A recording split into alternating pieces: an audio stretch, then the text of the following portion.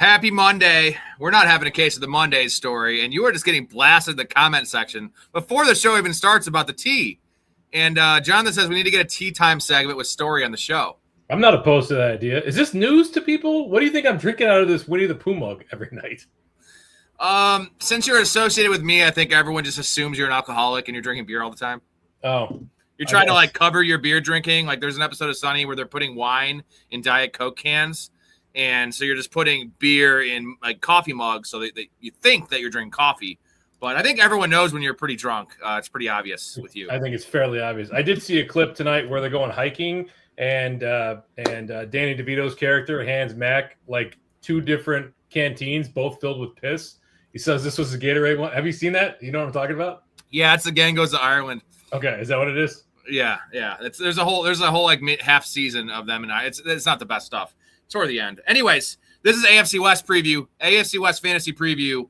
We finally got to the best division story. We went through the muck. Now we get the AFC West. Tomorrow we have the NFC West. So there's six awesome teams. The best division? The best divisions. Okay.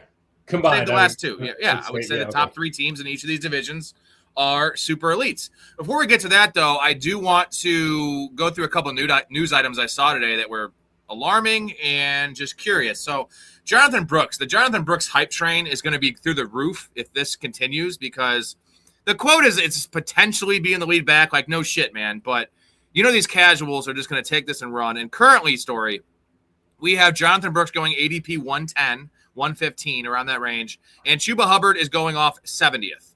So do you see this like as almost back-to-back by the season starts if this continues?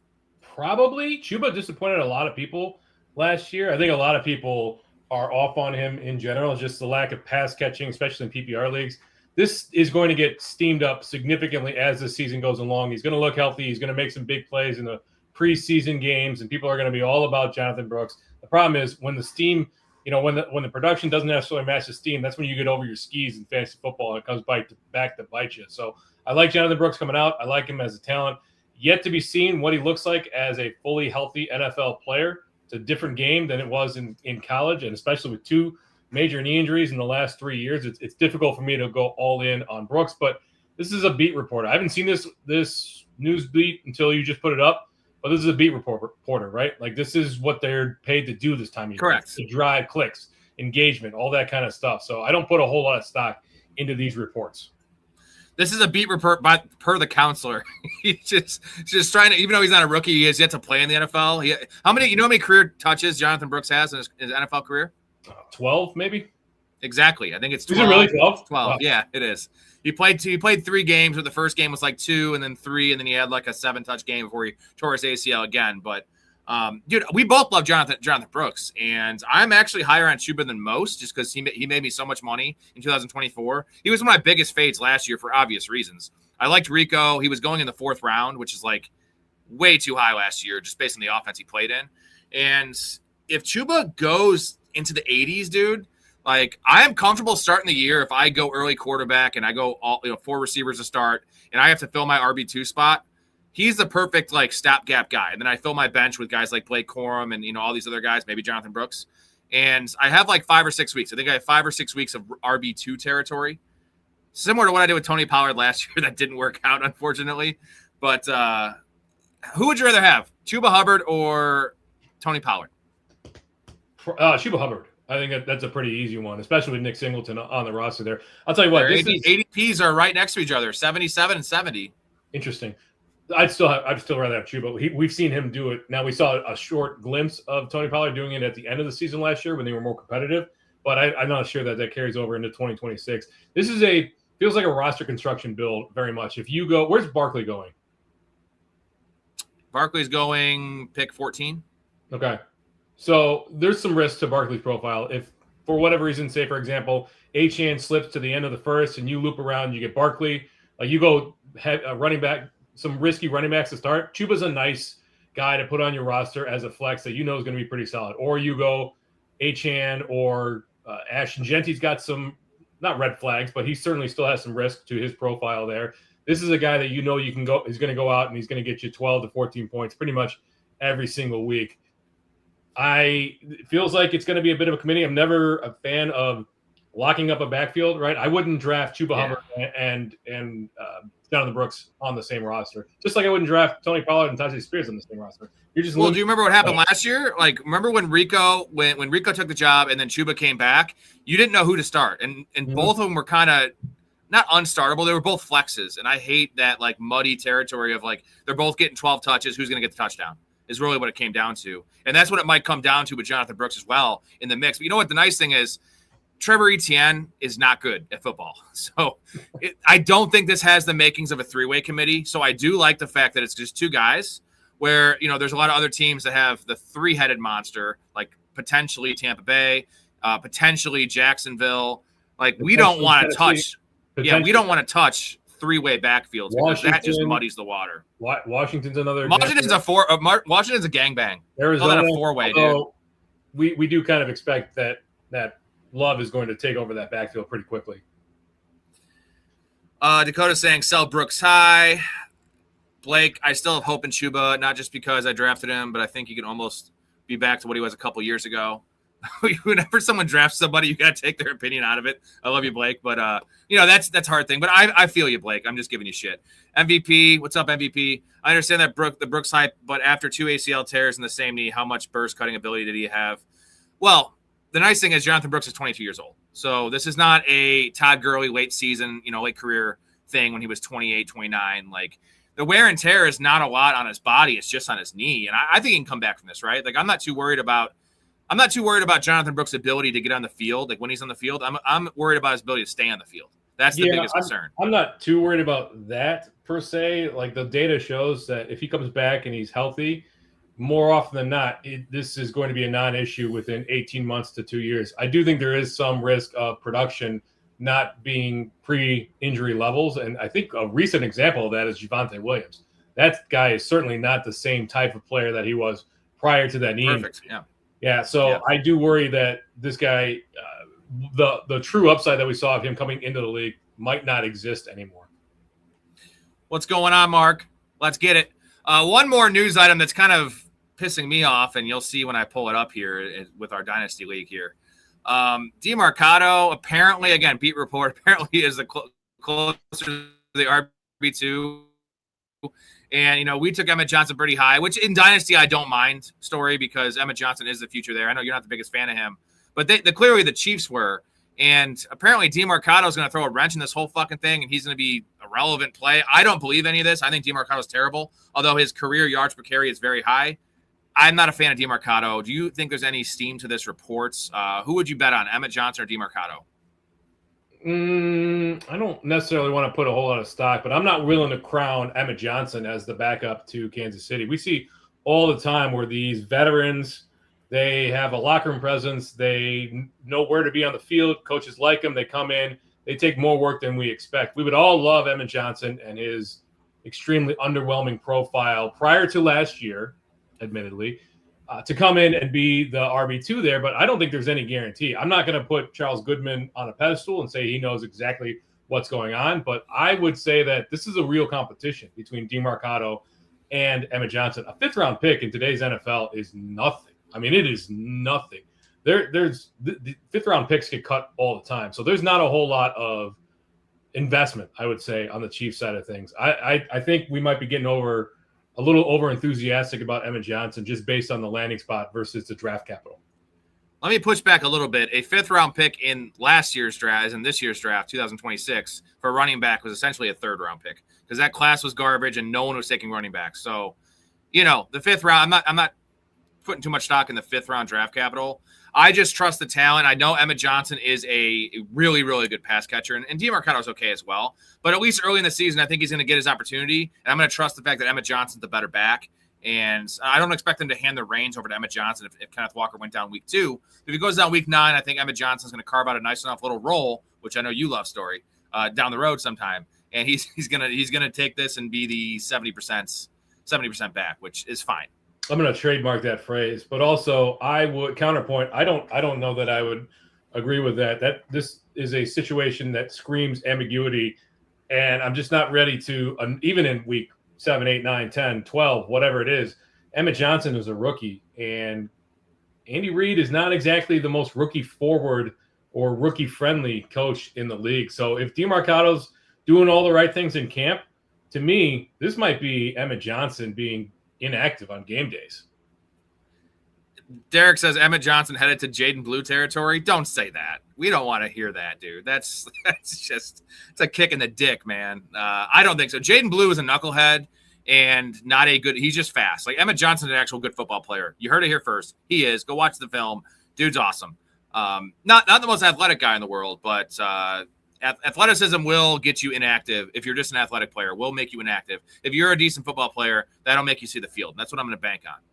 We have to bank on that. I mean, we think talent wins out. I would say more often than not, though, it's a coach's decision. And sometimes you can't put the genie back in the bottle, but Emmett Johnson has yet to prove that he is, in fact, that genie. Let's see how everything shakes out in preseason.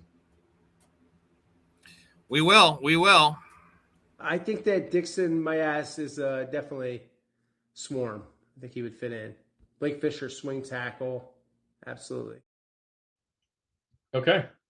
That's a Texans beat reporter doing a live stream, and someone like trolled him. You know how people come in here and give me like the Seymour Butts thing. Yeah. Apparently, Dixon my ass is a very known one. I didn't hear about this, but it's such a great clip, and it's. You know what the thing is? We all have to know this story. If I don't know a guy, I always just revert to you. I'm like, what do you think of this guy? Because I don't want to sound like an idiot, but I also don't want to act like I know somebody. There was the famous Gronk thing where they played the prank on him with Fox about this new tight end coming back, and he's like, "Yeah, this guy's pretty good." Like, never do that, guys. I think that Dixon, my ass, is definitely swarm. I think he would fit in. Blake Fisher, swing tackle, absolutely. There was I think it was a Jimmy Kimmel segment where they were at the NFL draft when it was at Radio Row, and they went around. They asked people like, "Oh, what do you think about tight end Hingle McCringleberry?" Or Aloysius, like fully made up names, and everybody's like, "Yeah, blah blah blah," and then the one dude's like, you could see it click immediately, and then he starts naming other names. It's pretty funny. The best part about that, if you read the comments, the same guy that commented about Dixon my ass, the next thing says he's a big guy, 6'7". Like, so he's essentially saying he's 6 or 7 inches. Fucking amazing, dude. I've been here when it was glory hole days, and I've been here when it wasn't. And so, having said that, I want me some glory hole. That's funny.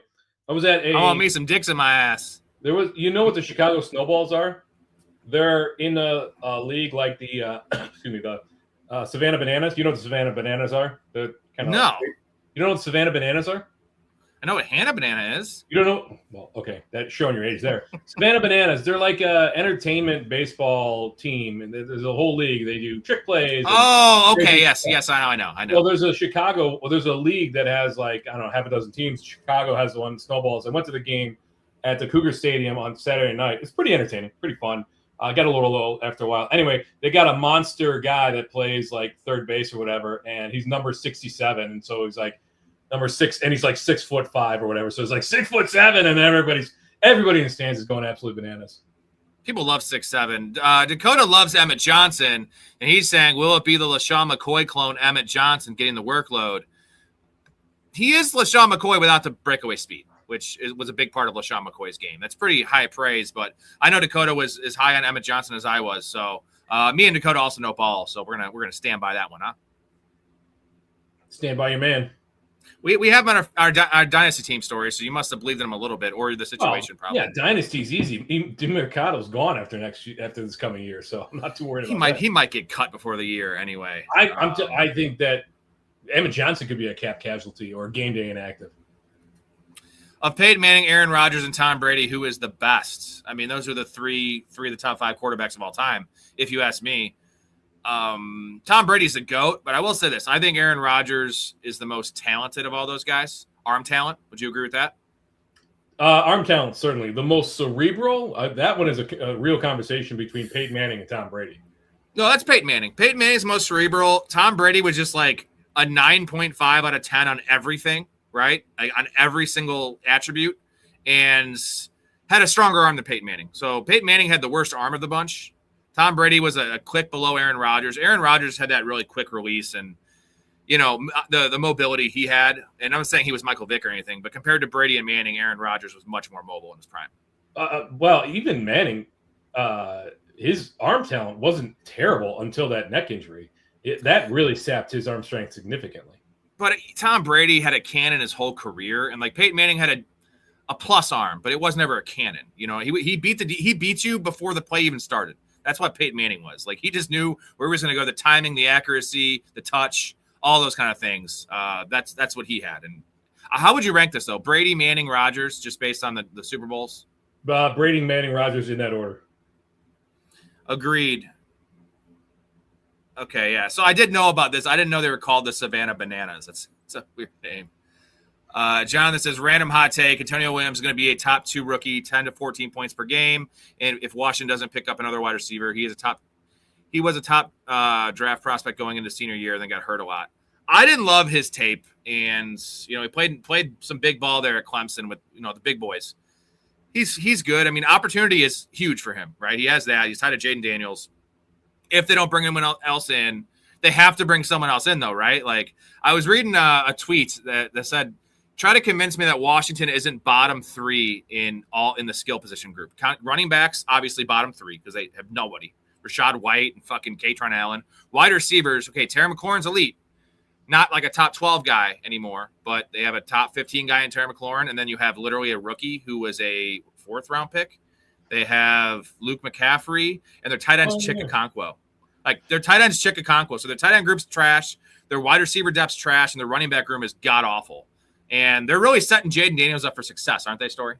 You would hope that they would have made some additional moves, or they will make some additional moves. Opportunity is king here, and as long as this the wide receiver room stays where it is, I liked Antonio Williams as a prospect. I liked his talent. I liked him coming out. He, as Jonathan mentioned, he did deal with injuries. Clemson wasn't kind to him, but if he could stay healthy, put it together, he could have a nice rookie season. It's going to take some adjustment to get up to speed to the NFL game. He's not going to be a Mecca Igbuka or who's another rookie wide receiver that like came in the league and just wowed everybody right out of the gate. Justin Jefferson. Yeah, Jamar Chase. But he does have every chance to kind of improve his game, be a second half waiver wire hero.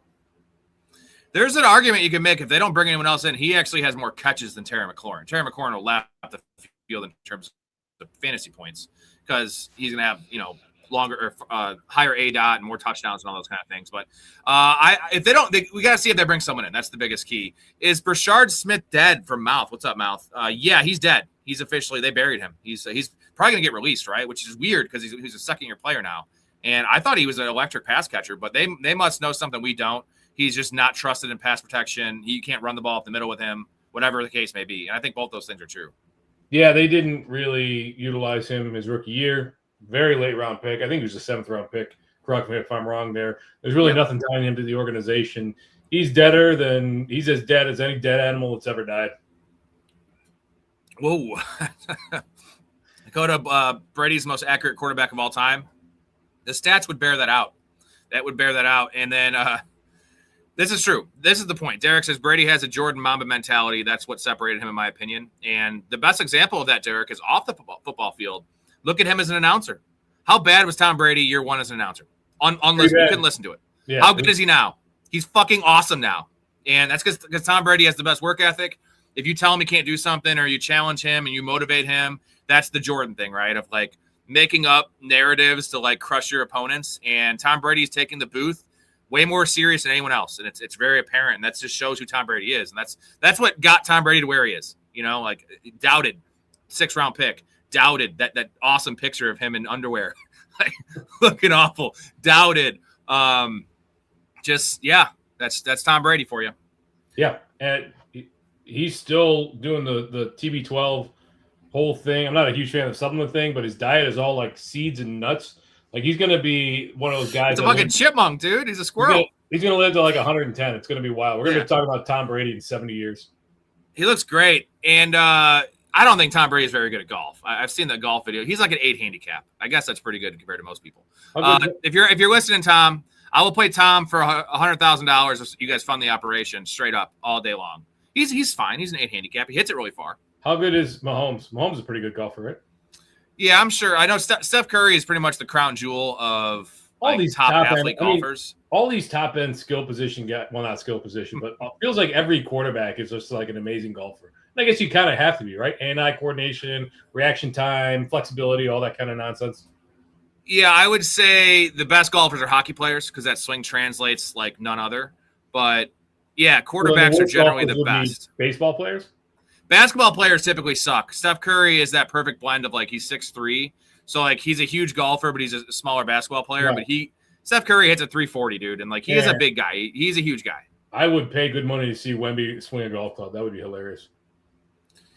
Oh, what would that look like? Like, just how big would the golf club have to actually be? You know what I mean? Like, what a giant.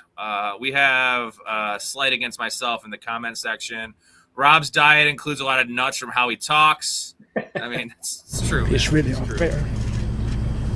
It's my team. It's my quarterback. And if you guys do that, man, it's unfair. We lost as a team. Tony Romo, great golfer. He is a great golfer. Also a cheater. I have a story. Now, is this a cheater like Mike Vrabel's a cheater, or is this a cheater like on the golf course? Good question. I would hope the latter. I think Tony Romo's married. You know, Tony Romo has been to my neighborhood. So, you know, Tony Romo went to Eastern, right?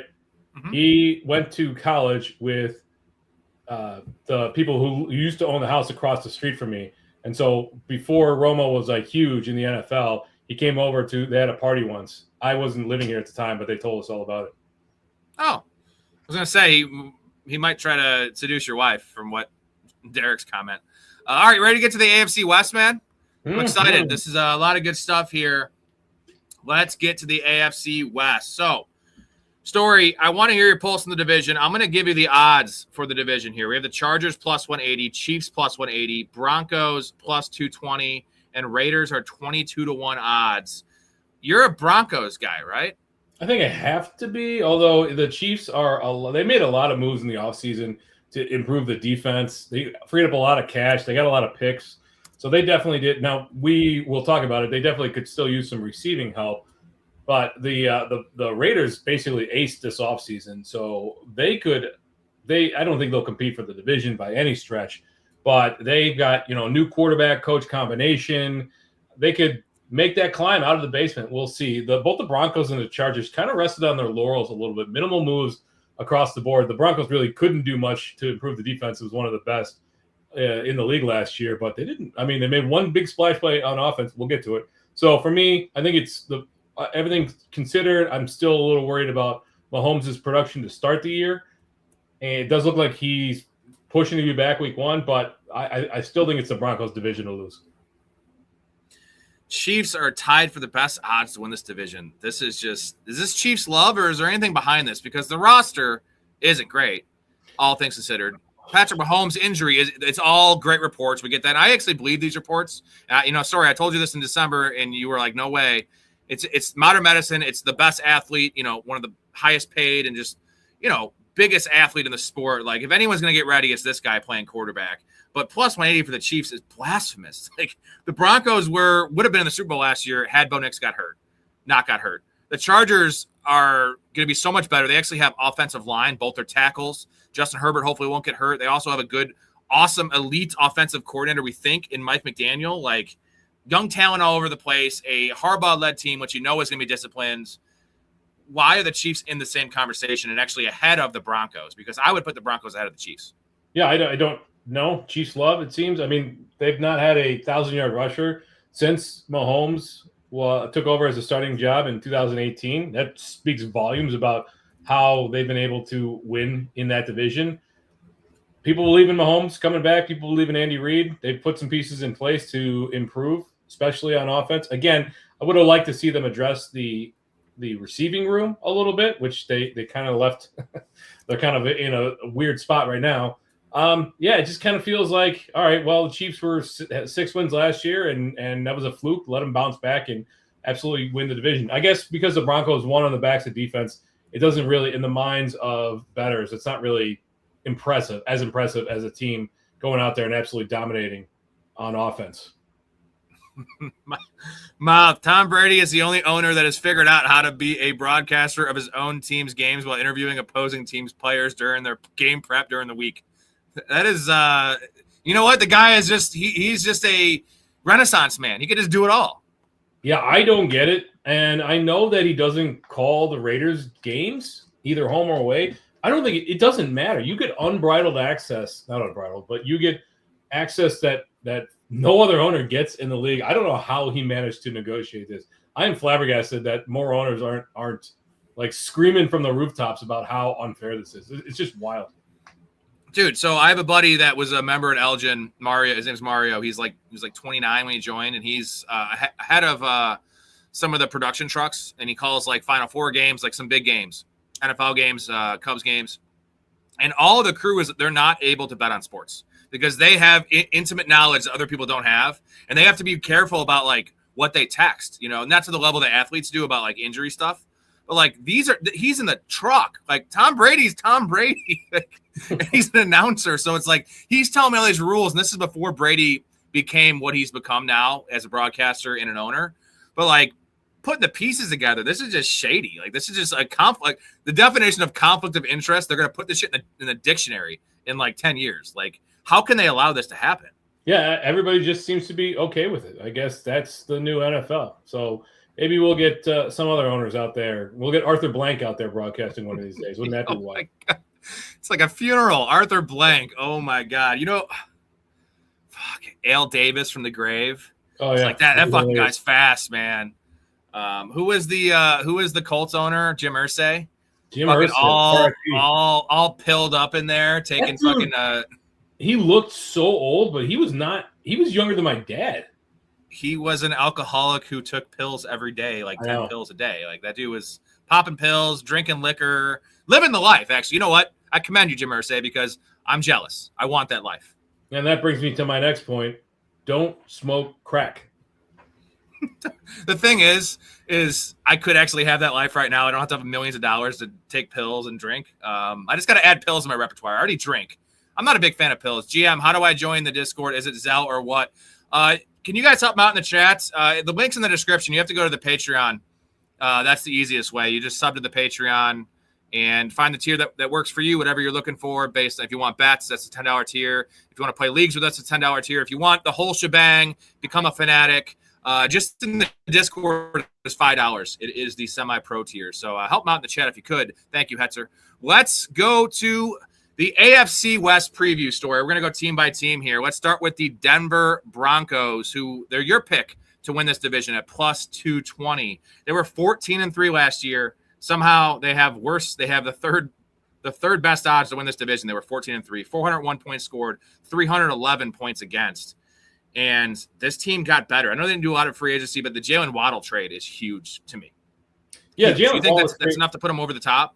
It certainly should help. I mean, so Waddle's been fairly productive in his time, even with noodle arm Tua Tagovailoa there, right? He had 3 1,000-yard seasons, and despite Quinn Ewers and Tagovailoa tag teaming last year, he posted 900 yards receiving and 6 touchdowns. So Waddle's certainly a better talent than anything they've got on the roster, including Cortland Sutton. I mean, you're gaining explosiveness on the offense. Bo Nix threw a league-high 612 times last year, and the most receiving yards that outside of Cortland Sutton was like 600 or something like that. So you needed guys that could get downfield. 14.2 yards per reception, 9.1 yards per target last year for Waddle. That's going to translate pretty darn well. Not much else to talk about. Like they lost Dre Greenlaw, they lost John Franklin Myers, so the defense with some of the pieces that they made, they didn't have a whole lot of draft picks to work with. So I guess that's also, they kind of, outside of the Waddle pick, they mostly treaded water a little bit. They didn't have a first or second round pick this year. So I guess re-signing Adam Troutman to a 3-year deal was their other big offseason move. I don't know what else to tell you. Like they desperately need a move tight end on this roster. It's not Evan Ingram anymore.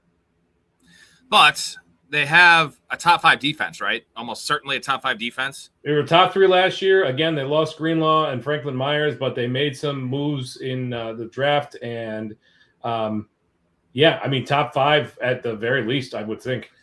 And a great offensive line, and Bo Nix, who should be ascending. So let's get into a fantasy angle here. Bo Nix, quarterback 15 and ADP 105 on Underdog. So I have a Bo Nix stat for you. Bo Nix has been sacked on just 3.76% of his dropbacks through 2 NFL seasons. That's the 11th lowest sack rate of all time amongst quarterbacks with 500-plus career attempts. So he's the opposite of David Carr, is what I'm reading. David Carr probably had a 20% sack rate. This is a great stat for Bo Nix if this continues, right? Because Bo Nix he's been inconsistent. He throws some picks, but he's been good for a young quarterback. But just think about this. He's not getting sacked. He's not having pressure. It's the opposite of what we've seen with Caleb Williams. This is almost a damning stat for me, because if their offensive line takes a step back, now we have some issues, because Bo Nix throws picks when he's not under pressure. And if he's under pressure, you're going to see some of those. Remember some of those throws Tyler Shuck had in college? We're just shaking our heads over. We could see some of this from Bo Nix, and we already have in the pros. What do you think about quarterback 15 for Bo Nix, though? Because he has the rushing upside.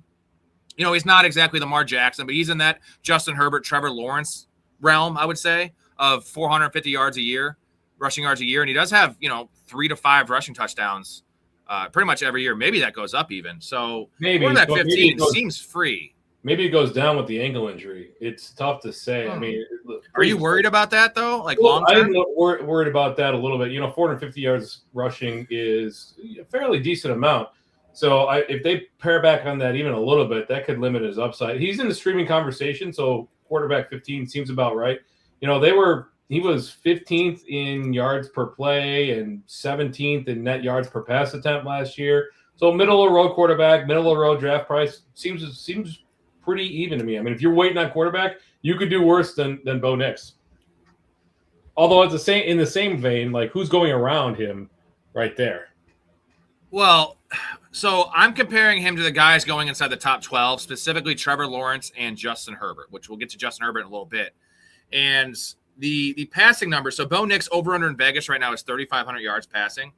That is the same as Justin Herbert. Now, Justin Herbert was running a lot more last year, but it was more running for his life. So would you say they have even rushing upside, Herbert and Bo Nix? No, I think Bo Nix has got more rushing upside, assuming that Rashawn Slater and Joe Alt stay healthy. Herbert was not running a fraction of the amount he was after those two guys went down. And you mentioned he was running for his life.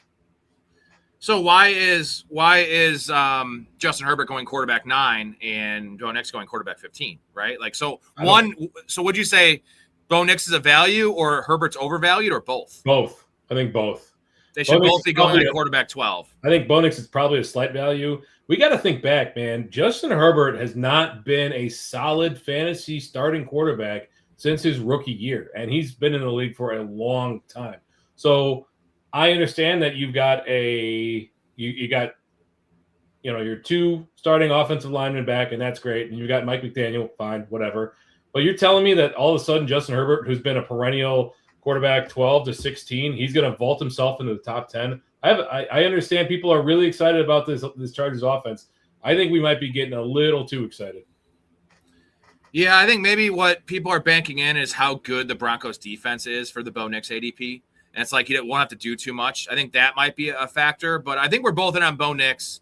At that point, though, you're streaming the position, but I think you can do a lot worse than, you could almost take Bo Nix and Baker Mayfield. I know they both seem more like floor plays, but Bo Nix and Malik Willis, something like that. If you really want to wait, I think Bo Nix will give you similar numbers to Trevor Lawrence and Justin Herbert. Let's go to the running back room here because it's a mess. RJ Harvey, running back 31, J.K. Dobbins, RB 35, and Jonah Coleman, the rookie, running back 47. So Harvey's going 85th off the board. Dobbins 105. I'll give you a Harvey stat, and we'll kind of try to parse this room out together. RJ Harvey ranked 32nd among running backs in PPR points per game and 49th in expected points per game in 10 contests with J.K. Dobbins. In 7 games without Dobbins, Harvey climbed to 13th in points per game and 15th in expected points per game. And it was crazy. So with Dobbins, he averaged 5 carries a game. Without Dobbins, 13.7. Targets per game climbed from 3 to 4.5. PPR points per game, 10 to 15.5. Expected PPR points per game doubled from 7 to 16, over doubled. So you are not a fan of RJ Harvey, although in the receiving game, he looks electric. In open space, he looks electric. Up the middle in terms of running between the tackles, looks like not the opposite of a man amongst boys. He looks like a boy amongst men, I guess is how I would phrase it. He looks like all those kids around Michael Jackson. So what are your thoughts on RJ Harvey RB 31? Because you're getting a discount because of Jonah Coleman draft and the re-signing of J.K. Dobbins. Is he the one you want to own in this backfield because it's well into the RB3 territory? What's his number again? Where's he going? 31, which is ADP 85. And where's running Coleman back going? 31? Coleman's going running back 47, 150. And Dobbins is behind Coleman? No, Dobbins is running back 35. Yeah. So he's pretty close to Harvey. Yeah, I still think the Dobbins is the value there. I mean, he's close to Harvey, closer than I would. I'd like a little bit, another round or two discount. But we saw how much they really like Dobbins in the running game, and although he's still dragging that one leg around, he was a lot more efficient than RJ Harvey was. They tried to make RJ Harvey a thing, and it just didn't feel like that was going to happen anytime. He's survived on volume and touchdowns last year, and as we know, touchdowns are not a sticky stat. So if they go back and they give Dobbins the high-value touches inside the 5, 10, 20-yard line, I don't know how much upside there really is with RJ Harvey, especially with Coleman there on the roster. And if he's there eventually becomes a grinder for them, you've got more of a specialist role for RJ Harvey. That worked with Kamara and Ingram, but it's tough to replicate that kind of talent. I just hate the three-headed committee, but do we know it's going to be a three-headed committee? Do we know Jonah Coleman's going to have a role? Because we were mentioning the Emmett Johnson draft capital. That's different because the room outside of Kenneth Walker's barren. Like, this is not a barren room. J.K. Dobbins was downright good last year, and R.J. Harvey was a second-round pick. So is it going to take 8 weeks for this to happen? Do you see Coleman having, like, the Sean Tucker, like, kind of 10% snap share, but, maybe getting goal line carries? Like, how do you parse out the way they're going to give the backfield touches, like the snaps? Most of the snaps. I'm still pretty confident that the goal line touches will be split between Dobbins and RJ Harvey. It's still Sean Payton. He still wants rookies to earn their keep, so I don't think that Coleman's going to have much of a role. He'll have a couple of touches a game here and there. He might take on a bigger role, but it would be more of a grinder role. And again, if he's starting to take in an early role capacity down the stretch, there might not be a whole lot left for RJ Harvey. So I'm in on Dobbins at cost, and I think RJ Harvey is a little bit of fool's gold. Last question for you. I think this is going to be very important. So I don't want to say when J.K. Dobbins goes down. Half joking. Let's say it happens week 6, where it's not like week 2, week 3, where Coleman's super raw still. He gets some carries under his belt, and he's in the room longer. Is obviously Harvey to be the running back to own, but what is Coleman's value here? Because if there's no value now, if it's gonna be Harvey at 70%, why are we even drafting Jonah Coleman? Period. Are people drafting Jonah Coleman? That seems foolish to me. Who's in best ball, but 47, he'll get drafted. He's an RB4. You got to draft 5 or 6 running backs, so he'll be drafted. I mean, he's still, as I said, he's still a rookie. He's a 4th round rookie. Where did they draft him? 3rd or 4th round? I believe 4th round, but he was one of the higher running backs drafted. Yeah, I know, right? He was drafted early on. So he's still a 4th round rookie. I'm not sure why he's getting drafted. People expect Dobbins to get hurt, and RJ Harvey, maybe he's not. The efficiency will eventually cause him to lose touches. I don't know. I'm not sure why people are in on Coleman. There's minimal investment, and again, it's Sean Payton, so I'm not really seeing the appeal of Jonah Coleman. All he's going to do is be a thorn in RJ Harvey and J.K. Dobbins' side. All right, let's move to the wide receivers. Jalen Waddle, running back or wide receiver 25, ADP of 50. Courtland Sutton is wide receiver 38, ADP of 81. And then the rest of the guys we'll get to later, but let's just talk about these two guys in particular. So I have a stat for you. I also want to give you their Vegas lines real quick. Waddle is 850 yards receiving, and Courtland Sutton's 800. So, but somehow, Sutton's going 13 receiver spots after Waddle. So I love the betting on the over of Jalen Waddle, 850. The problem is the guy's always hurt. I think that's baked into why it's so low. Probably. But do you like Waddle at 25? This is right in the range of DJ Moore. So I think he's DJ Moore is wide receiver 27. Do you prefer Waddle or DJ Moore? I'll just give you those two. Man, I really don't want to invest in a Bills wide receiver again. I keep getting burned by those guys. It's tough for me to turn around. I've not been as enamored with Waddle as a lot of the fantasy community has. I think he's been slightly overvalued in his career. So this is a good spot for him. Sutton is getting a little older. Sutton, I mean, it should narrow the target tree. I'm not sure that any of the other guys that they have on the roster is even worth a second look. I wonder where the touchdowns are going to go this year, over the top to Jalen Waddle, or is it going to be that continued red zone connection we've seen between Sutton and Bo Nix? That's kind of, if we could parse that out, I think we'd have a leg up on the competition. Something to keep an eye on in training camp.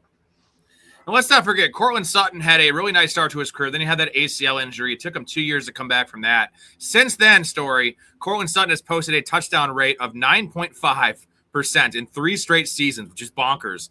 He scored on just 5.9% of his catches over his first 5 seasons.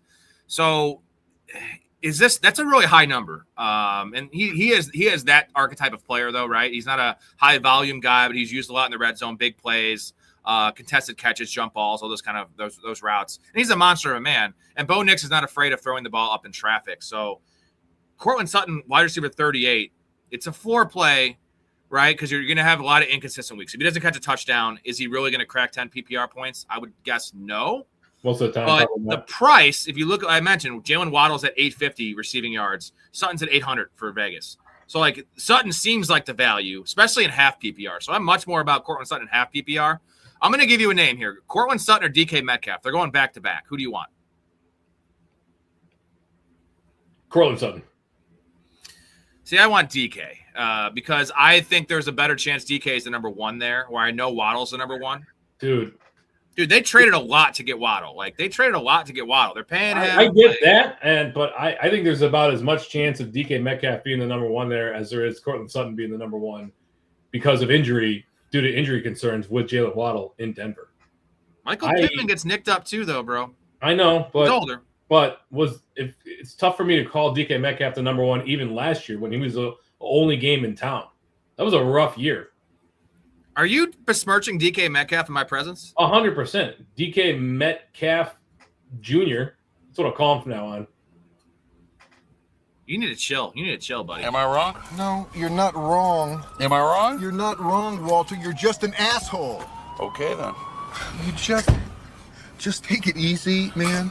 That's your answer for everything, dude. And let me point out something. Pacifism is not, look at our current situation with that camel fucker in Iraq. Pacifism is not something to hide behind. Just take it easy, man. I'm perfectly calm, dude. Yeah, waving the fucking gun around? Calmer than you are. And Pat Bryant. We have Troy Franklin going wide receiver 87, Pat Bryant going wide receiver 91, and Marvin Mims going 115. Why is Troy Franklin being the highest drafted of these 3 guys? I'll never know.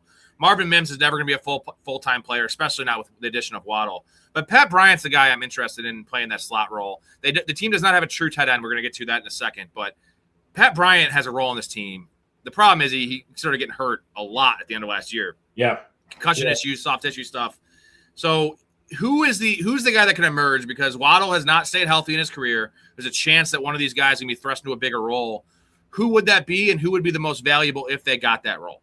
God, I'd like to find that guy because, as I mentioned, Bo Nix threw a league high 612 times last year. So there could be something on the bone here for a bye week fill-in. I just fear that you're going to draft one of these guys and it's going to be extremely underwhelming and they're going to end up getting dropped come week 4 when bye weeks hit anyway. So I guess it's Pat Bryant, but be prepared to put him into your IR slot pretty early. That was a rough go-round last year. He got banged up a lot at the end of the year. Franklin was the guy to start. He was the guy that we were hoping could emerge, and then Pat Bryant was the touted rookie coming out of Illinois. It took a little while to come on, but once he did, I would say it's pretty exciting. All that said, I don't know that it really matters with Cortland Sutton there and Jalen Waddle there. I don't know how much, even with the sheer numbers, the volume, just because of how inefficient the passing has been, I just don't know that there is going to be a viable wide receiver 3 on this roster for fantasy. You ready to get something really gross? The tight end room. Evan Ingram, tight end 36, and Justin Jolly, tight end 46. What is going on here? And the biggest question I have for you is, why didn't they sign David Njoku? Wouldn't that work?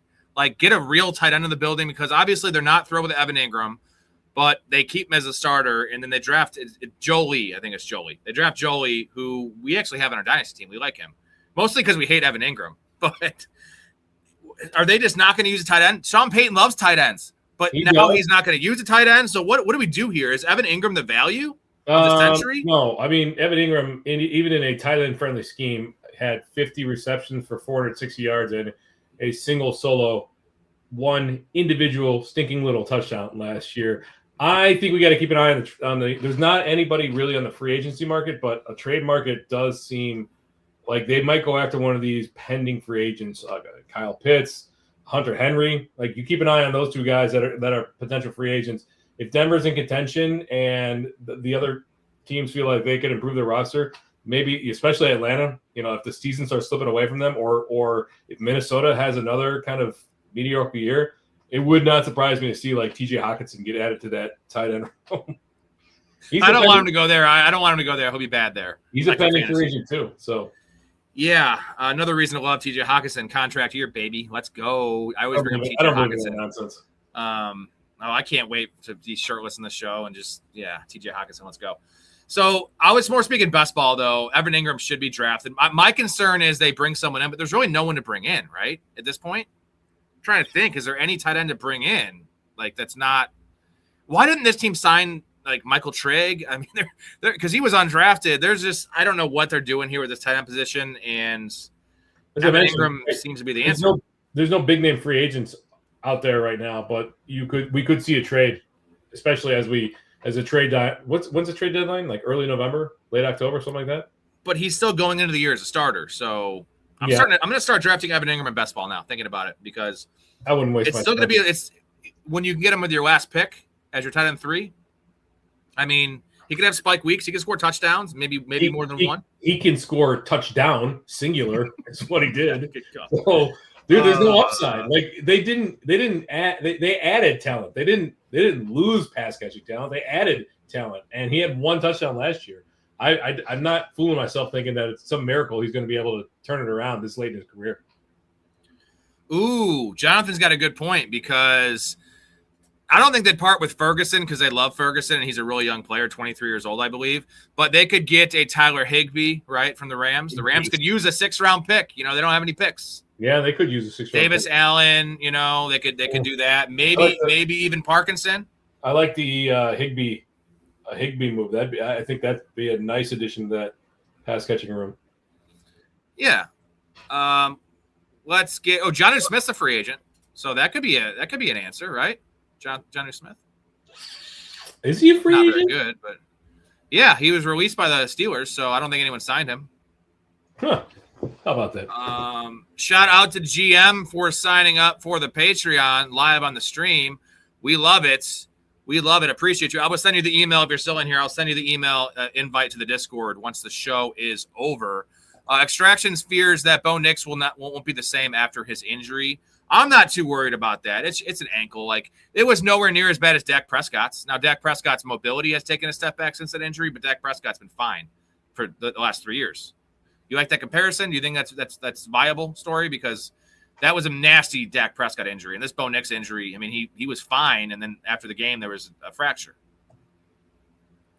I was looking at something. I can tell. Well, Extraction's worried about Bo Nix never being the same, and I compared it to Dak Prescott. Dak Prescott's injury was much worse. Dak Prescott's injury, I was surprised that he came back as quickly as he did. That was a pretty debilitating injury. Bo Nix should be fine. Young player. He should be fine. I think they might try to scale back his scrambling a little bit, but I would not expect him to be markedly different. What do you think the chances are that Coleman takes over this backfield, or anyone takes over this backfield? I guess is the bigger question. Takes over 10%. Like, this is Sean Payton. Sean Payton he loves committees, and I'm not sure. Like, tell us why you think Coleman is about to take over this backfield. Like, Jonah Coleman was pretty productive at Washington, but the tape leaves a little bit to be desired. He needs to get up to NFL like processing speed. He lacks that severely, and he's a rookie. And Sean Payton hates rookies. Sean Payton, like, when was the last time you know of a Sean Payton rookie that was a force with which to be reckoned? So tell us why you think that Coleman is about to take over. Storey, over under 650 career rushing yards for Taylor Green. I'm going to go over. I'm going to go the chance that he gets a half dozen starts in his career due to injury and whatever else. And I think he can easily eclipse 650 career rushing yards in a half dozen starts in the next, let's be honest, 5 years, because that's all he's going to get.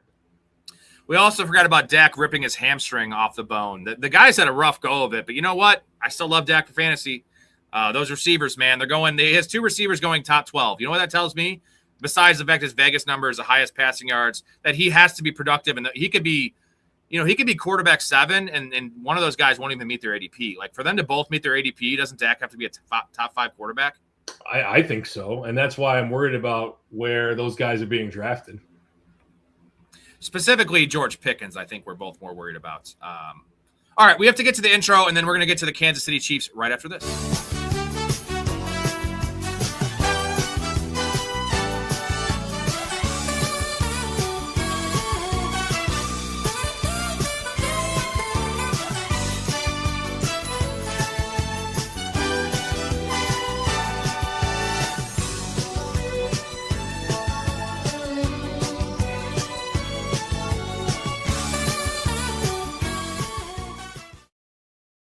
Nice. I always tell some of my family and friends, I'm like, even if you don't like the show, you should tune in just to watch the intros, because typically I have pretty creative intros. And the Charger staff has Mike McDaniel, who he admitted he once had a coke problem, I'm pretty sure, and then Adam Gase, who does have a coke problem, and then Sean Payton looks like an old lady. I've been saying that for years. He looked like an old lady in New Orleans. Yeah. He did look like an old lady. He does look like an old lady. Also, yeah, McDaniel spent 4 years in Miami, man. There's a lot of stuff going on down there. This is the question we had the other day. Traded Casey Concepcion for DK Metcalf. Who won the trade, and what type of season does DK have? Concepcion. DK won it for short term because DK's over-under is 800 yards and Concepcion is 550. So if you just want to go on Vegas, and also just based on ADP this year, DK side won the trade. Long-term, Casey Concepcion wins the trade most likely because he's a rookie and he was drafted in the first round. Yeah, if you're a contender, then you definitely want DK. But if you can play the long game, then Concepcion is the play here. It's going to be a rough year for Concepcion. I'm worried about all those Browns pass catchers just in general. But once they get past this current QB purgatory, look out. All right. We are doing a best ball because GM, everyone shout out to GM for signing up. I'm a man of my word. When someone signs up for the Patreon, I'm doing best ball. Let's get to real quick. I do want to just give a thank you to people out there supporting us. Storey's got to go to the bathroom, do his thing. Thank you to all the Patreon members. Appreciate all of you guys. We, offer a lot, but also we like to give back and get from y'all. So, besides just supporting us, you get access to the Discord. Also, community fantasy leagues, guys. We have a best ball league we just opened up. Drafting in August. We have 8 spots full. We're looking for 4 more players. We have 2 redrafts posted right now. We'll probably have about 5 or 6 redrafts, maybe 2 best balls. Play against me, play against Storey, play against all these fine people that you see every single night in the chat. Also, guest appearances on the show. We love having fans on the show. So if you become a fanatic, you can come on the show. Free merchandise giveaways. I'm giving away hats and shirts every single month to you guys. And best of all, you get access to the early bets, the early betting plays. These are my player props bets. Last year, 96 and 58 against the spread on player props. These are not alternate lines. These are all minus 110s typically. We clean up every year around here. You're also going to get Mike Storey's college plays. You're going to get mouse game plays. So, that's another reason to sign up. If you do sports bet, why not just dominate and win some money with us, because we always do. And also want to shout out Downtown Sports, guys. Link in the description for that. They're on 23 platforms. They're on YouTube now. They're on every other spot you would find podcasts. Every Tuesday nights. Sometimes they do 2 shows a week. It is NBA. It is NFL. It is MLB. Whatever the current flavor is, they're gonna fill that hole for you. Fill that itch. That is Downtown Sports with Mouth and Beast. So go check them out. Give them a sub. Give them a listen first, then you'll give them a sub because it's great content. Thank you again, Mouth, for all you do. And we are going to move on to the Kansas City Chiefs. I was watching their streams the other day, and Mouth said the Knicks in 5. It's looking pretty good right now. It is. It was almost looking like a Knicks sweep, but who knows? This series is going to be really, really good. So it already has been pretty good. It has These games been are going down to the. pretty darn good so far, especially the last 2 games. All right, OS. I don't follow hockey. That would be a question for Mouth. I'm not going to bullshit an answer that I don't know. So something about Larkin wanting out of the Red Wings. I don't know who Larkin is. Barry Larkin, old player for the Reds. I don't know about him. Dylan Larkin. Oh, thank you, Storey. Do you know anything about this? You want to answer the question? No, I know who he is. I don't know anything about it though. All right, Kansas City Chiefs 6-11 last year. Wild though, 353 points scored, 362 points allowed. So they was, I saw a stat. They were, was it 15-1 or 17-1 in one-score games in a 3-year stretch? Last year they were 1-9 in one-score games. So that shows with the point differential there, but. It was a year from hell for them, man. Mahomes was doing everything he could with his legs and actually played really well. Not as a thrower, but could you blame him? It was like you had nothing around him. The offensive line was trash. The receivers were trash. So we'll see. The fact that Chiefs are plus 180, the Chiefs have the 3rd best odds to win the Super Bowl. Unreal. Big Ray, shout out. Stacey King, rip. Stacey King died? Yeah. No way. Yeah. He was a big guy. He gained a lot of weight. Yesterday, I think. Dude, he had to be young, like 60? I don't know. I don't know how he wasn't that old though. No, he was young. Stacey King was a very skinny individual in his playing days, and he blew up. Like I'm blowing up right now. Man, 59. Blew up. Oh. 59 years old. Wow. Heart attack? Let's see if there's any news. A lot of times it's just like personal. Right. Yeah. I love Stacey King. Yeah, cause of death pending. So that's sad. Thanks for pointing that out, Ray. That's Ray? What is the too big, too fast, too strong, too good? Derrick Rose that he's Scream and just hot sauce and the legendary calls. He was like a version of Hawk Harrelson, but a good version of Hawk Harrelson. Hawk Harrelson was terrible. Hawk Harrelson sucks, bro. Hey, as a Sox fan, I have been through a lot. I will not abide this Hawk Harrelson slander. I want to abide by your TJ Hawkinson slander. So, I mean, different that, bro. Different. Hawk Harrelson's also dead. So, different sons, right? If TJ Hawkinson actually dies during the season, I will cry because I'll have so many goddamn shares of him. All right, Patrick Mahomes, quarterback 11, ADP 91. I do have a Chiefs stat for you. The Chiefs have finished 15th, 15th, and 21st in points per game the past 3 seasons. They had finished top 6 in each of the previous 6 seasons. So it's been rough, and it's been slowly getting worse, like 15th. And then the other 15th, I feel like they were good the first half of the season. Then it just went to shit. That's when they were winning every game, like 17-16. And then 21st last year with Patrick Mahomes. I know he missed 5 or 6 games at the end of the year, but with Andy Reid, you just never see this. I don't care who you have. It was just the bottoming out of this team. So do you see a bounce back? Let's just go there before we go to Mahomes. Do you see a bounce back? Of the Chiefs? Like as a team? Yes. No, offensively.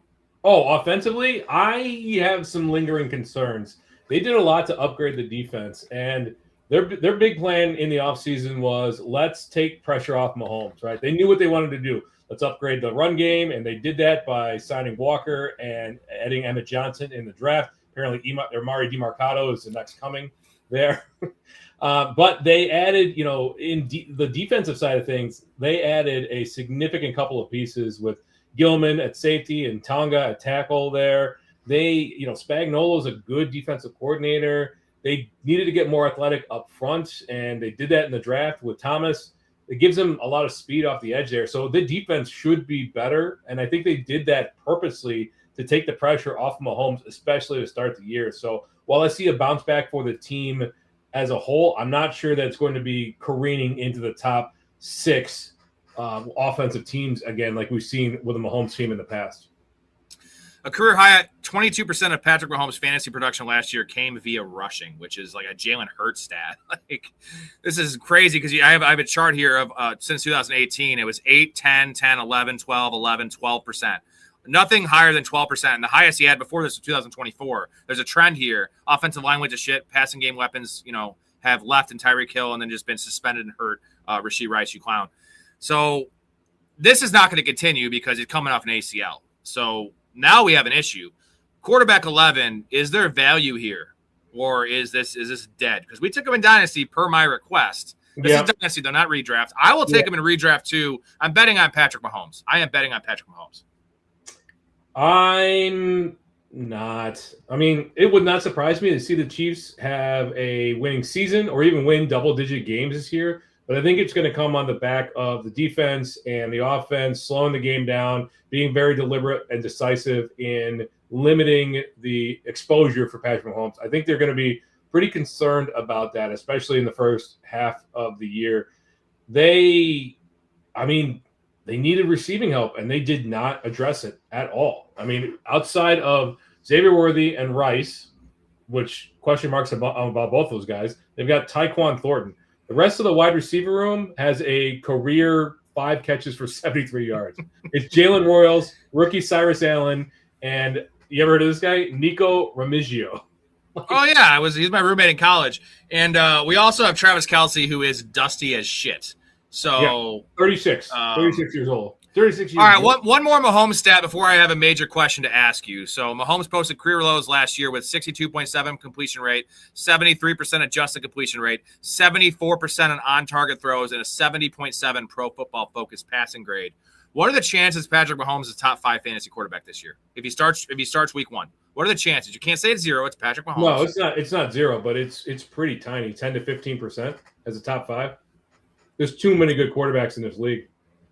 I was going to say 20%, but that's still a decent chance with a guy going quarterback 11, right? Like, what are the chances Bo Nix is a top 5 fantasy quarterback?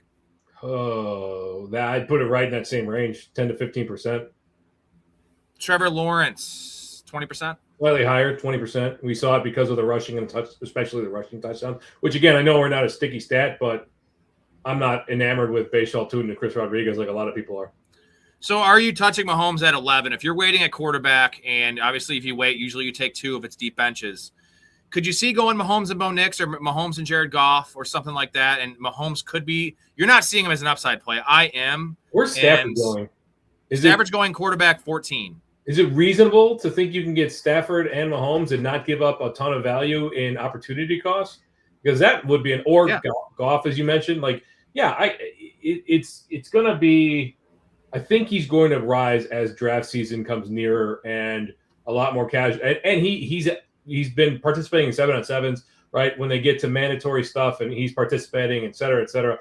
It's going to be, but I'm fearful that it's going to be a slow start to the season. So if I'm drafting Mahomes, I've got to have a stopgap for the first month, September, or else I think you're setting yourself up for failure. It's going to be a case of like, well, I drafted Mahomes, so now I need to play Mahomes, even if Mahomes is giving you quarterback 16 numbers. You know what I mean? Like, you feel compelled to play him, so you better have a backup plan.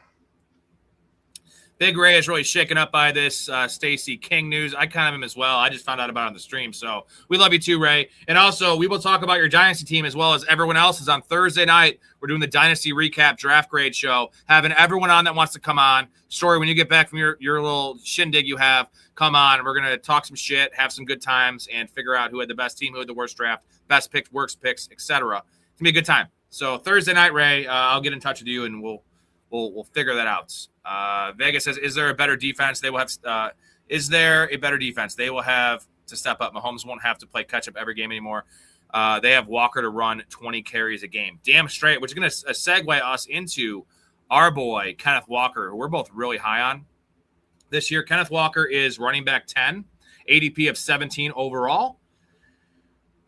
Seems fair, but I'm into it because early season Kenneth Walker, I feel, is to the moon. I feel like they're going to give – now the problem is that can he hold up to this workload because he hasn't in the past? Mm-hmm. I think 22 touches a game. I think that's in the realm of possibility. When you give the explosiveness that he has, the ability in the passing game with Andy Reid's creativity, I love it. I think this is a top 5 running back potential. I think you're drafting him at his floor. It's just the health concerns, I think, is the biggest thing. I mean, if they give him 20 to 22 touches a game and it remains an efficient running back, you have to retire the Tiny Dancer clip. I already have retired it. I had to retire it after the playoffs, man. I had to. Well, that and the Super Bowl MVP. Yeah, it's a good value.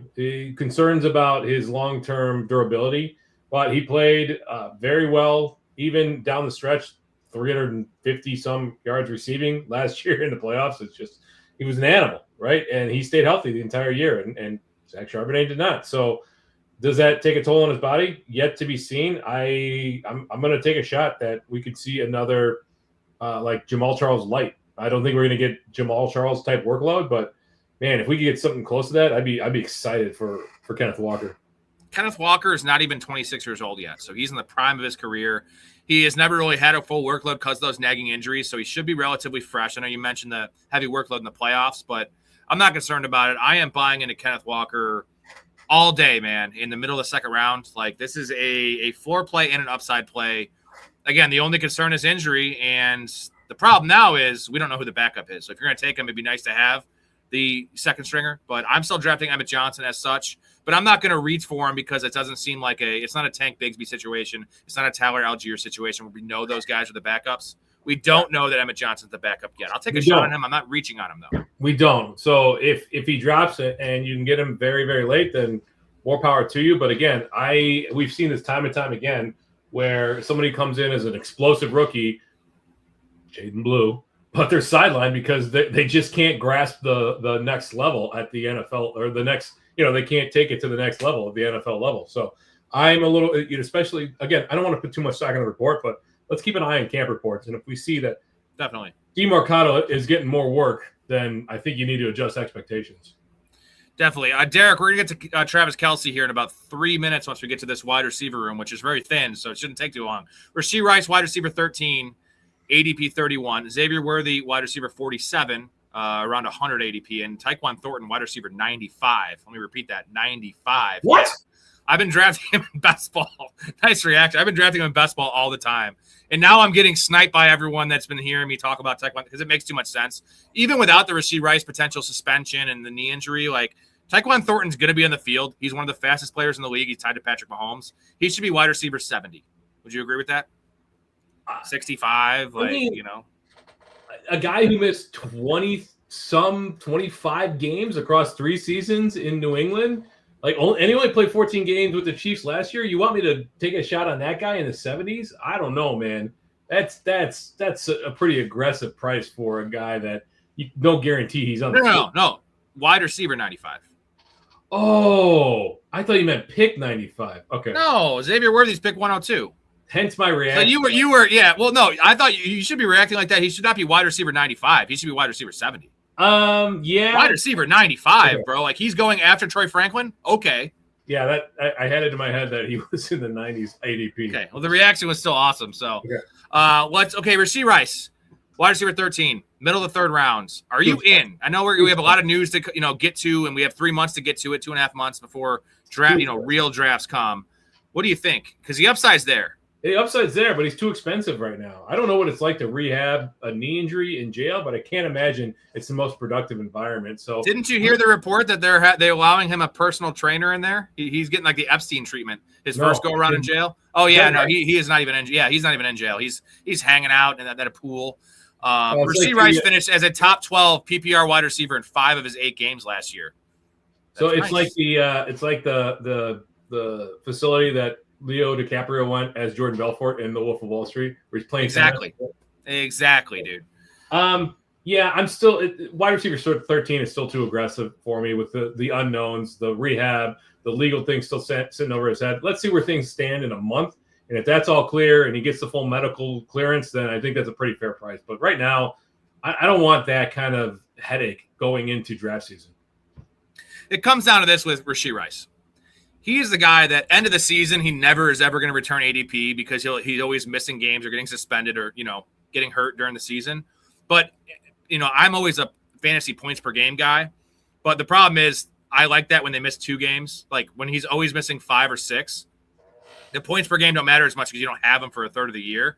But the fact is, Rashee Rice, when he's in the field, is a top 8 fantasy receiver in PPR every single year. But how much are we going to have him, I think, is the point. Xavier Worthy, wide receiver 47. You in?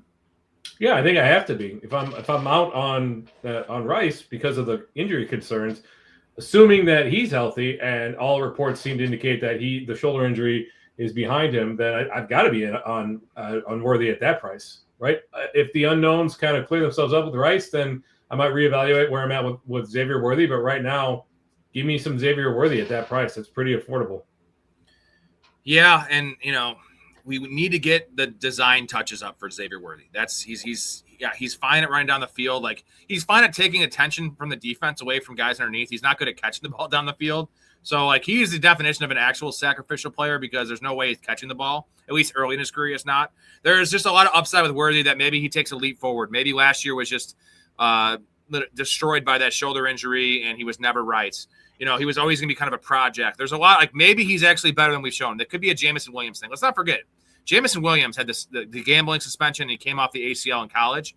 He was awful the first 2 years. And Jamison Williams now we're talking about as a pretty good receiver. And I still think I still think Jamison Williams is pretty bad at football, but they know how to use him there in Detroit.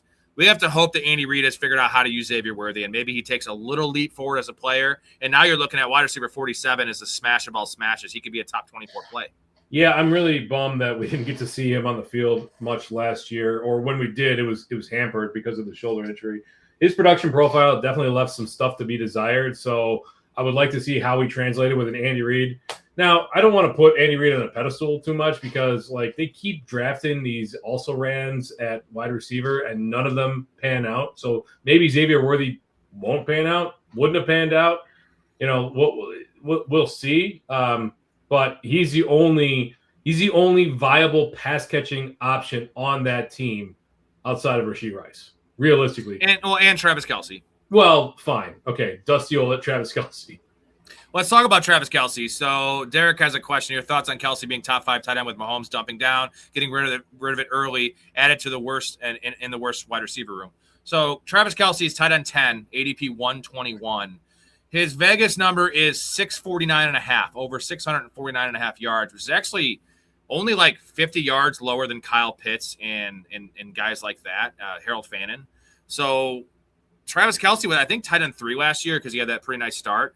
Yeah, Travis Kelce averaged a career low 1.47 yards per route last year, although still ranked 22nd among 49 qualifying tight ends. So bad Travis Kelce. You know, I always say, Storey, that when you're drunk, 70% of Storey is still 120% of anyone else. That is Travis Kelce. You being drunk in this podcast is Travis Kelce's current predicament in the NFL. And he still has that weird little connection with Mahomes that we all know he has. He's still a lead against zone. He's still a good red zone threat. So tight end 10, the fact that he finished tight end 3 last year, I think it was more of a reflection of how bad the tight ends environment was last year over how good Kelce was last year. Yeah. But could you see Kelce having 700 yards and 7 touchdowns and 65, 70 catches? I could see 7 touchdowns, but man, I know Vegas has it at 650. I cannot see 700 yards in his future this year. He'll stay healthy. He'll play all 17 games. I guess if he plays all 17 games, he might stumble into 700 yards just by sheer volume. One of those has to give, though. It's either the yardage or the touchdowns. He's just not the same player that he was. And what a fall from grace. A guy that was drafted the number 1 tight end for many, many years in a row. Dude, he's old as hell. Give the guy a break. You're drinking tea. I mean, fuck. You should fucking identify with Travis Kelce. But to ask me, like, what's the chances of him being a top 5 tight end? Like, is he going to outproduce guys like Bowers, McBride, Loveland, or Warren? No. So that means one other tight end has to beat him out, or he's got to beat out a ton of other guys. I can't get my head around a top 5. All right, one last thought on the wide receiver room. Who would be the potential guy? So, Jeff Caldwell they brought in. You have Royals there, and then the other guy you mentioned that we're not going to talk about him. So Caldwell or Royals, obviously Tyquan Thornton, but we already know Tyquan Thornton's going to the field. A guy that's like way out of left field. Which one is it? Is it the rookie or is it Jalen Royals, who kind of comps to a Rashee Rice type player? It's not player? Jalen Royals. It's not. I mean, no.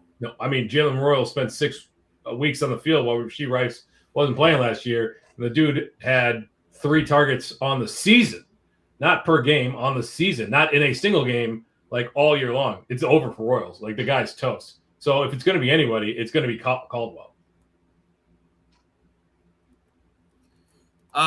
Do we like Ray's dynasty team and Chaz's? I don't know who's in it off the top of my head. So, well, they took Colson Loveland pretty early. They're in a rebuild mode, but they have some players that can win now. So I can give you my quick perspective, Ray. It's a good team. It's a future team, but you have some veterans, DeAndre Swift, for instance, that can be relevant this year. So I think you have a chance to make the playoffs. You have to make a move to win the title with some of the top heavy teams that are going to win now, but you're in a really good spot in the future. I think you're a top 3 maybe top 2 future team with top 6, top 7 this year, which is actually a pretty nice combo. Yeah. I'm giving you the recipe of Ray's team. Sounds about right. I mean, again, I'd have to do a deeper dive. I could take a look, but it does sound like it's going to be a year or two before that team is really competitive. Although, maybe, I mean, if Loveland is everything that people say he is. Jonathan says, don't say Epstein treatment. It sounds like a really, really bad, sewage plant. It's just bad things happen there.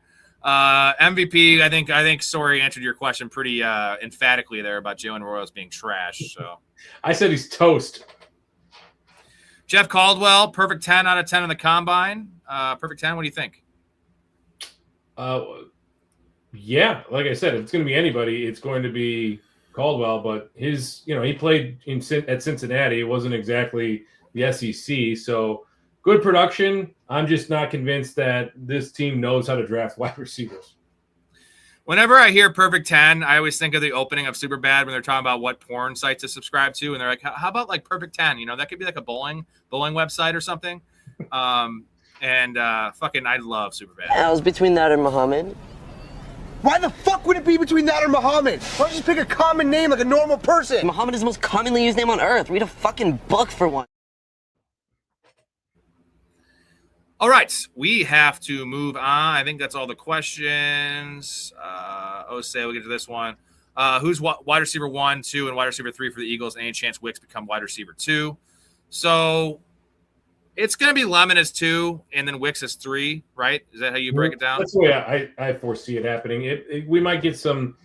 It might take Lemon a little bit of time to get acclimated to the NFL, so you might see some Wicks production early in the season, but Lemon, they drafted up to take Lemon. They want him to become the heir apparent to that Devonta Smith role where Smith steps into the A.J. Brown role. Well, Lemon's over-under in Vegas is 650 yards, so I think we all need to chill out on the Mekhi Lemon love. At least if you like Lemon, bet his prop because 650 is low. What's Wicks? It's not listed. Most of the ancillary players are not listed. I'm just saying, Lemon's going wide receiver 35 in redraft or in best ball right now. Starting wide receiver range, and 650 is just not getting it done. That is so low. Where he's going before DK Metcalf, who's at 800 yards. He's going before Alec Pierce, who is at 925 yards. Get out of here with this Mekhi Lemon thing. And if you do believe in it and you want to draft him, bet his prop. Please, I implore you to, because you'll win a lot of money if it does hit. I'm not doing it. I'm avoiding Lemon in fantasy and not betting the under or over. Where is he being drafted? Wide receiver 35. Wide receiver 35. Too high. That's a little aggressive. All right, Chargers, Los Angeles Chargers. I want to say San Diego Chargers. 11-6, 368 points forward, 340 points against. A lot of close game story. This is a Harbaugh team. That's what they do. They grind it out, man. Let's see here. What do we have? So this is a Chargers stat, but it's also a Dolphins stat. The Chargers ranked top 6 in total running back PPR points each of the 3 seasons under new Chargers OC Mike McDaniel. So he's, they had the year with A-Chain breaking out and all the touchdowns from, what the hell is his name? The really fast dude that had all the touchdowns. Big guy from the Niners. 22 touchdowns. Someone help me out in the chat. Yeah, I don't know. I wasn't paying attention either. Jesus Christ. Storey. What's the question? The year that you're killing me here. You're killing me. Damian Tomlinson? No, the Damian Tomlinson. Jesus. You're talking about the Chargers. I was not paying attention. I'm talking about the fucking Dolphins, the 21 touchdown year, the running back that they got from the Niners. Really fast guy. Jordan Mason. No. Raheem Mostert. Yes, thank you. It only cost us 35 seconds. Raheem Mostert. So I was referring to that year. Raheem Mostert, 21 touchdowns. Devin A-Chain broke out. Obviously, what A-Chain's done recently, McDaniel's a running back whisperer with his scheme. And also, maybe that was Tua checking the ball down. But do you think this translates? Let's go here first. Do you think this translates? I mean, yeah, it's hard for me to try to be contrarian. I'm not a huge fan of McDaniel or Herbert or Harbaugh, but McDaniel does a great job of marrying the run game and the pass game looks. And Herbert's a really good passer and a pretty decent. I mean, I hesitate to call him an elite passer. Very, very good passer. Really good runner, too. With McDaniel as a creative play caller. It should be a really good, at least a top half offense, probably a top 10 offense. The big concern is protecting Herbert, keeping him upright, and keeping him from getting banged up. Because if you watch that guy play in December, it's one of those stop, he's already dead memes. You know what I mean? Like, and I know they're getting Slater and Alt back, but the interior still leaves a lot to be desired. There's a lot of also-rans that are playing for they're going to be rotating between three guys who flamed out with the Saints and the Patriots. So I'm not really hopeful that Herbert doesn't get banged up again this year. Justin Herbert, quarterback 9, ADP of 82 on Underdog. We mentioned it. He's not going to be running as much this year because last year he wants to sit back in the pocket and deliver the ball. He wants to be an on-time passer. He has a cannon. Super athletic, but we never saw him run until this last year when Alt and Slater got hurt. So is this too rich for you at quarterback 9? I know the ADP, 7th round. No, it is. It is too rich. I mean, they didn't sign Alec Ingold to a $36 billion contract to not run the ball. And they remember they picked up Charlie Kolar as well. So we're going to see a lot of fullback sets. So we're going to see a lot of 12, probably 13 personnel with blocking tight ends. We're going to see a lot of one wide receiver sets with Ladd McConkey out in the field. So I don't know that there's I'm bullish on the offense in general, but I'm not bullish on any individual here because it's going to be a ground and pound type season for the Chargers, I believe. Like, they didn't address the wide receiver room. McConkey took a step back last year. Johnson came out of the gate super hot, but after that first month, he only had like another 350 receiving yards and 4 touchdowns. I know he was injured for a certain part of that. Harris only had 30 catches as a rookie. They didn't really do anything to address. Like, they let Keenan Allen go. He had 700 some receiving yards and 4 touchdowns last year. And they drafted Brennan Thompson. Fine, he was a fine player at Mississippi State, but I can't get on board with Justin Herbert at 9. Justin Herbert averaged 22.6 fantasy points in 4 games with Joe Alt playing 50% of the snaps versus 18.6 points per game in those other 12 games. It's a pretty small sample, but the yards per attempt went from 8.2 to 7. The yards per game went from 272 to 220, and the touchdown rate fell from 7% to 4.5%. Like I said, that's a really small sample size of 4 games with Joe Alt, but you also get Slater back. So Justin Herbert is an elite talent. I think he's a top 5 talent in my mind in terms of the quarterback position. Like, he's built in a lab. And the pass catchers are nice. The offensive coordinator change, it's definitely an upgrade.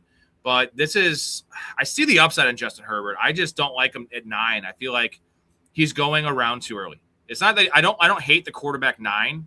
I hate the fact that ADP is 82. Now, maybe this is an underdog thing and a redraft he'll fall later, but I just don't see the difference between Trevor Lawrence, Justin Herbert, Patrick Mahomes, Matt Stafford, like, besides the maybe the perceived rushing upside. But Justin Herbert won't have too much of that. He's not a rushing touchdown guy. So too rich for us. Let's move on to the running backs. So Marion Hampton, running back 9. Nice. ADP 16. Keaton Mitchell, running back 44. And Kamani Vidal, running back 65. So this has a potential to be a 3-way committee because I believe Kamani Vidal is a third down back. I think he earned that last year, Storey. Do you agree? He earned it every other game. Let's say that. If anybody remembers, it was good game, bad game. Yeah. Good game, bad game. He has. But they trust him. They trust him, though. He has. I would say that he has earned a role on this team, and I do like the upside of the running game in general, especially, like I said, like Alex Ingold, $26 million or whatever it is. Charlie Kolar, $24 million. Like, they're playing to run the ball here, right? They're going to see Ingold is basically a 4th offensive lineman. Kolar lining as a blocking tight end, right? He's not a pass catcher. So somebody's running the ball, but if it's a committee, if it's a 3-way committee, I know there's a lot of hype about Keaton Mitchell. Seems a little pricey for me for Amari Hampton at 9. Well, the bigger worry is if people are drafting Keaton Mitchell, which I'm not on board with at 44, he's going to have some touches, and I think the upside in best ball is he's going to have some big plays. But if Vidal is getting the 10 to 15% snaps and Mitchell's getting 20 to 25% snaps, that leaves 60% for Amari Hampton by my math. And that's not enough to be a top 10 running back. I didn't like the film last year. I didn't really love the player coming out. But these stats say differently, Storey. So I want to see what you agree with, the stats or the eye test. So among 51 running backs with 90-plus carries last year, Hampton ranked 24th in yards per carry, 15th in rush yards over expected per attempt, 11th in yards after contact per carry, 3rd in missed tackles forced per carry, and 9th in PFF rushing grade. Like, That's not the film I saw, dude. Kind of all over the place, isn't he? I mean, we had 11th, 3rd, 9th, 7th, like just a lot of up and down with him. But 3rd and missed tackles forced. Like, dude, I didn't see that on tape, so I'm going to believe the numbers because it's PFF, but like he looked better when he came back. Early in the year, he looked awful, and then he got hurt, and coming back, he was specifically impressive as a pass catcher to me. But I don't trust the talent. I know he's a good player. I don't think he's a great player. Where I think Devin Achane's a great player. I think Ashton Genty's a great player. I think Kenneth Walker's a great player, right? We just saw it. Mm-hmm. I don't know if Marion Hampton's a great player. You mix that with the Keaton Mitchell and Vidal thing, potential three-way committee, this offense has to be top 5 for this to pan out. Well, we do know the running game is going to be pretty strong, but you're right. I mean, they if all 3 of those guys have a regular role, and we saw it's not like Amari Hampton came back from injury and he put Vidal on the sideline. Vidal still had a role late in the year. So it is concerning to draft a guy at RB9. So that puts him in the 2nd round? Mid-second round, dude. For a lot of people, that's your first running back. That's a risky pick for a guy who played less than half a season last year. Are you in on this? I see the perceived upside, but I kind of made the case of the downside mostly just because the three-way committee worried about the talents and, this offense needs to be elite for this to really pan out. Where, I know Saquon Barkley's getting 80% of the work. I know Kenneth Walker's going to get 70+% of the work. I know Achane is an elite talent. James Cook, all these other guys that are going this range, I know those dudes are focal points of their offense. Now, I think the running game will be a focal point of this offense, but what if Keaton Mitchell is more involved than we want? What if Kamani Vidal has 3rd downs? There's a lot of moving parts here, and it scares me off Hampton. I am not taking him at ADP personally. Are you? I don't think so. I mean, a 2nd-round pick, there's tons of guys who have a lot more safety in that range versus Amari Hampton. So I don't think you're going to sink your draft if you take him there, but I think there's better picks in that range and even going just behind him. Give me the chances that Marion Hampton has more, if they both play 16 games, PPR points than Breece Hall. Well, let's say they miss a game. I always bake in 1-game injury. Fair enough. Breece Hall or Marion Hampton, who's gonna? What are the chances that Breece Hall has more fantasy points than Marion Hampton? It's probably 70% Breece Hall superior to Marion Hampton. When Breece Hall's on the field, the dude is a workhorse. There's no doubting that. We know he's getting the ball. We love the talent behind him, but when Breece Hall is healthy, he's the guy there, and we just don't know that at Hampton yet. Agreed, and you're getting Breece Hall 10 picks later, so there you go. Travis Etienne is going 12 picks later for, you know what I'm saying? You can get those guys a whole round later. Derrick Henry's going after Marion Hampton, guys. Let's just take Derrick Henry. Can we just take Derrick Henry and not make this shit too complicated? Yeah. Let's not overcomplicate things. Let's not overthink this. Just take Derrick Henry and be happy with it. Yeah. All right. Let's move on to the wide receivers. Ladd McConkey, wide receiver 18. Quentin Johnson, wide receiver 41. Trey Harris, wide receiver 70. And Brennan Thompson, I just wanted to throw him in here, wide receiver 109. So Ladd McConkey ranked 52nd among 76 qualifying wide receivers last year with 1.4 yards per route, down from 2.38 in his rookie campaign in 2024. Ladd McConkey, Vegas line right now, 850 receiving yards. By the way, Marion Hampton, 900 yards rushing is his line. Pretty low. It's pretty low. Is it low? I mean, I don't know what's. Yeah, it's low. I mean, Derrick Henry is not going to catch passes. He's at 1,300. Kenneth Walker's at 925. So I think that's pretty low for the 16th overall pick. But Ladd McConkey, 850 yards, 38th pick. So essentially the 2nd pick of the 4th round.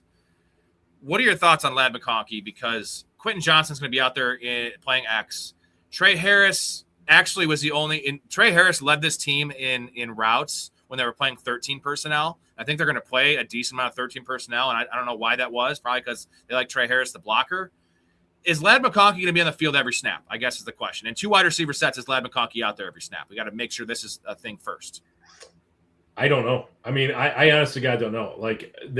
McDaniel had Alec Ingold as a fullback blocker. He's only got 30 career catches or something like that, but he is I think you're right. I think they're going to run a lot of 12 with Ingold, a lot of 13 with Charlie Kolar.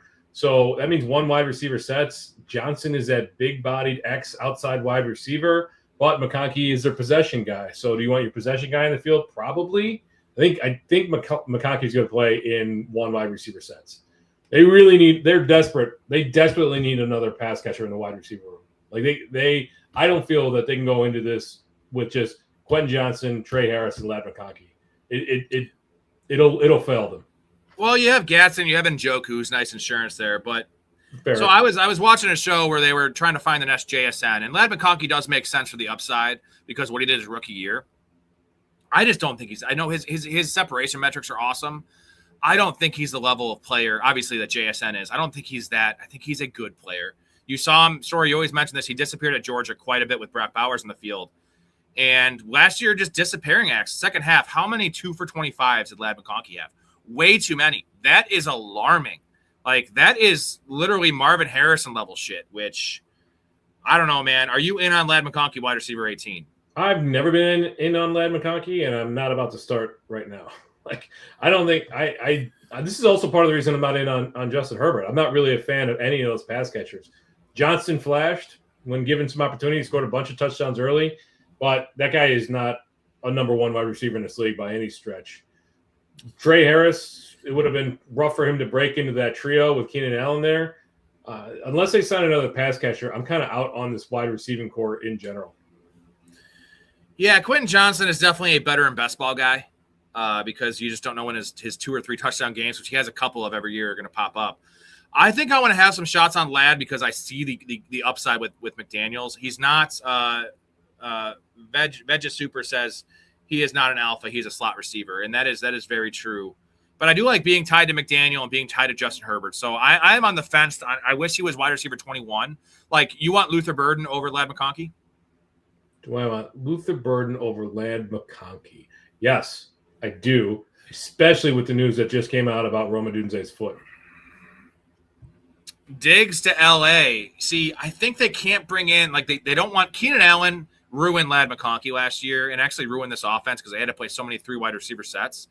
And Diggs would kind of do the same thing, right? Like, Diggs would do the same thing. I know that Ayuk hasn't been linked to the Chargers, but he's still floating around out there. Yeah. Deebo Samuel's still floating around out there. There's a bunch of guys that could come in and hold on. Ayuk's not floating around; he's speeding around. Okay, he doesn't float.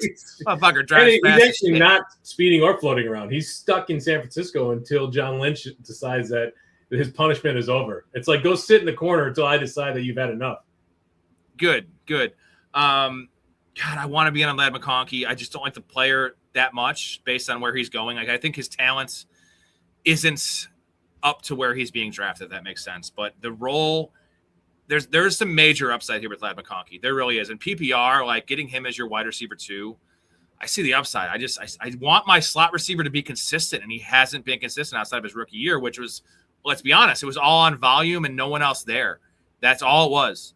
And that's not going to be the case this year. As much as you said that wide receiver room sucks, Quentin Johnson has become a pro. Trey Harris, they do like. I love Trey Harris. And they drafted Brennan Thompson. They have 2 tight ends. We're going to get to all the questions, guys, in a second. Give us a second on the questions. We'll get to them all. I don't want to interrupt the segment, though. So you keep on pounding them in there, just like Mike Vrabel pounds Rossini's vagina. Hey-o.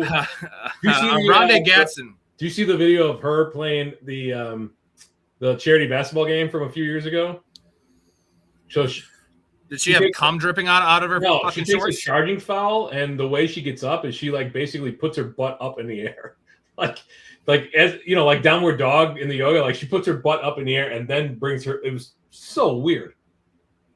She's a very loose woman.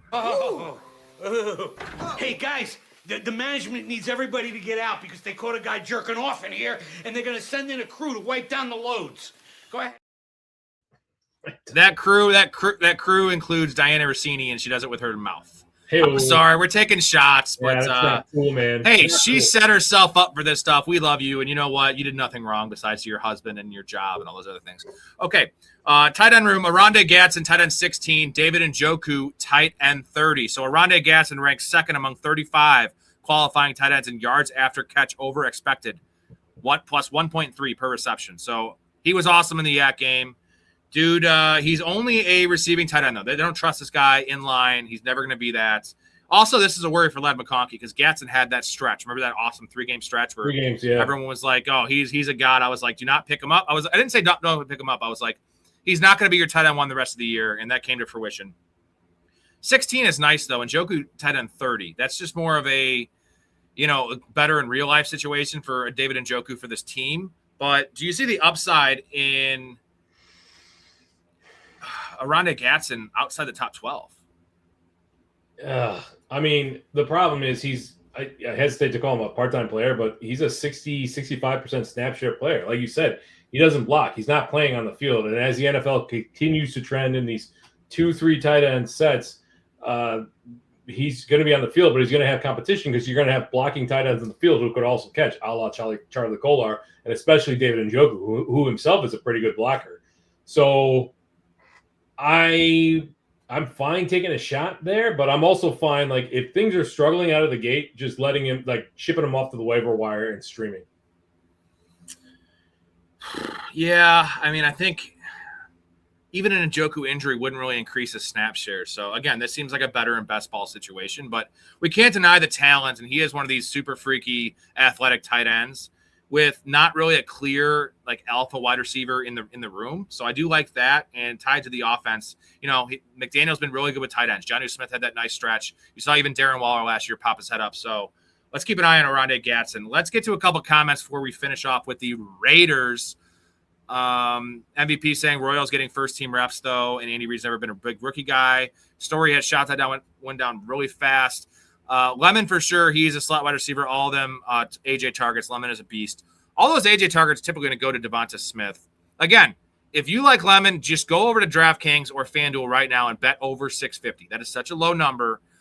That scares me away from him. And Jalen Hurts is the biggest worry. Also, he's going to be overlapping with Dallas Goedert a lot. Saquon Barkley, in my mind, is going to have 50 receptions this year. Doesn't leave a lot on the bone for Lemon. He does not seem like a touchdown guy. We talked about it the other day. Jalen Hurts throws 22 touchdowns a year. Where are they going to go? Devonta Smith's going to get 8.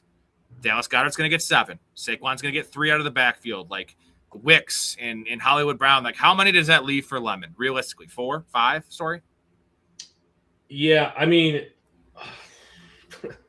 I mean, he's not the biggest guy in the world either, right? So he's not a huge. He plays big. Threat. He plays big, though. Yeah, but he's 5'11", 190 pounds. Like, he's not a huge wide receiver. I get the hesitation, especially he's dealing with.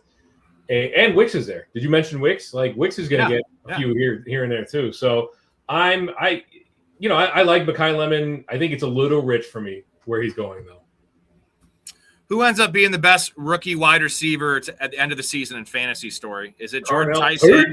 Carnell Tate over Jordan Tyson? Carnell Tate. Yes, I tend to agree. Okay, I tend to agree. You're a Carnell Tate lover. You love Carnell Tate. I hate the player. I love the situation, man. It's amazing.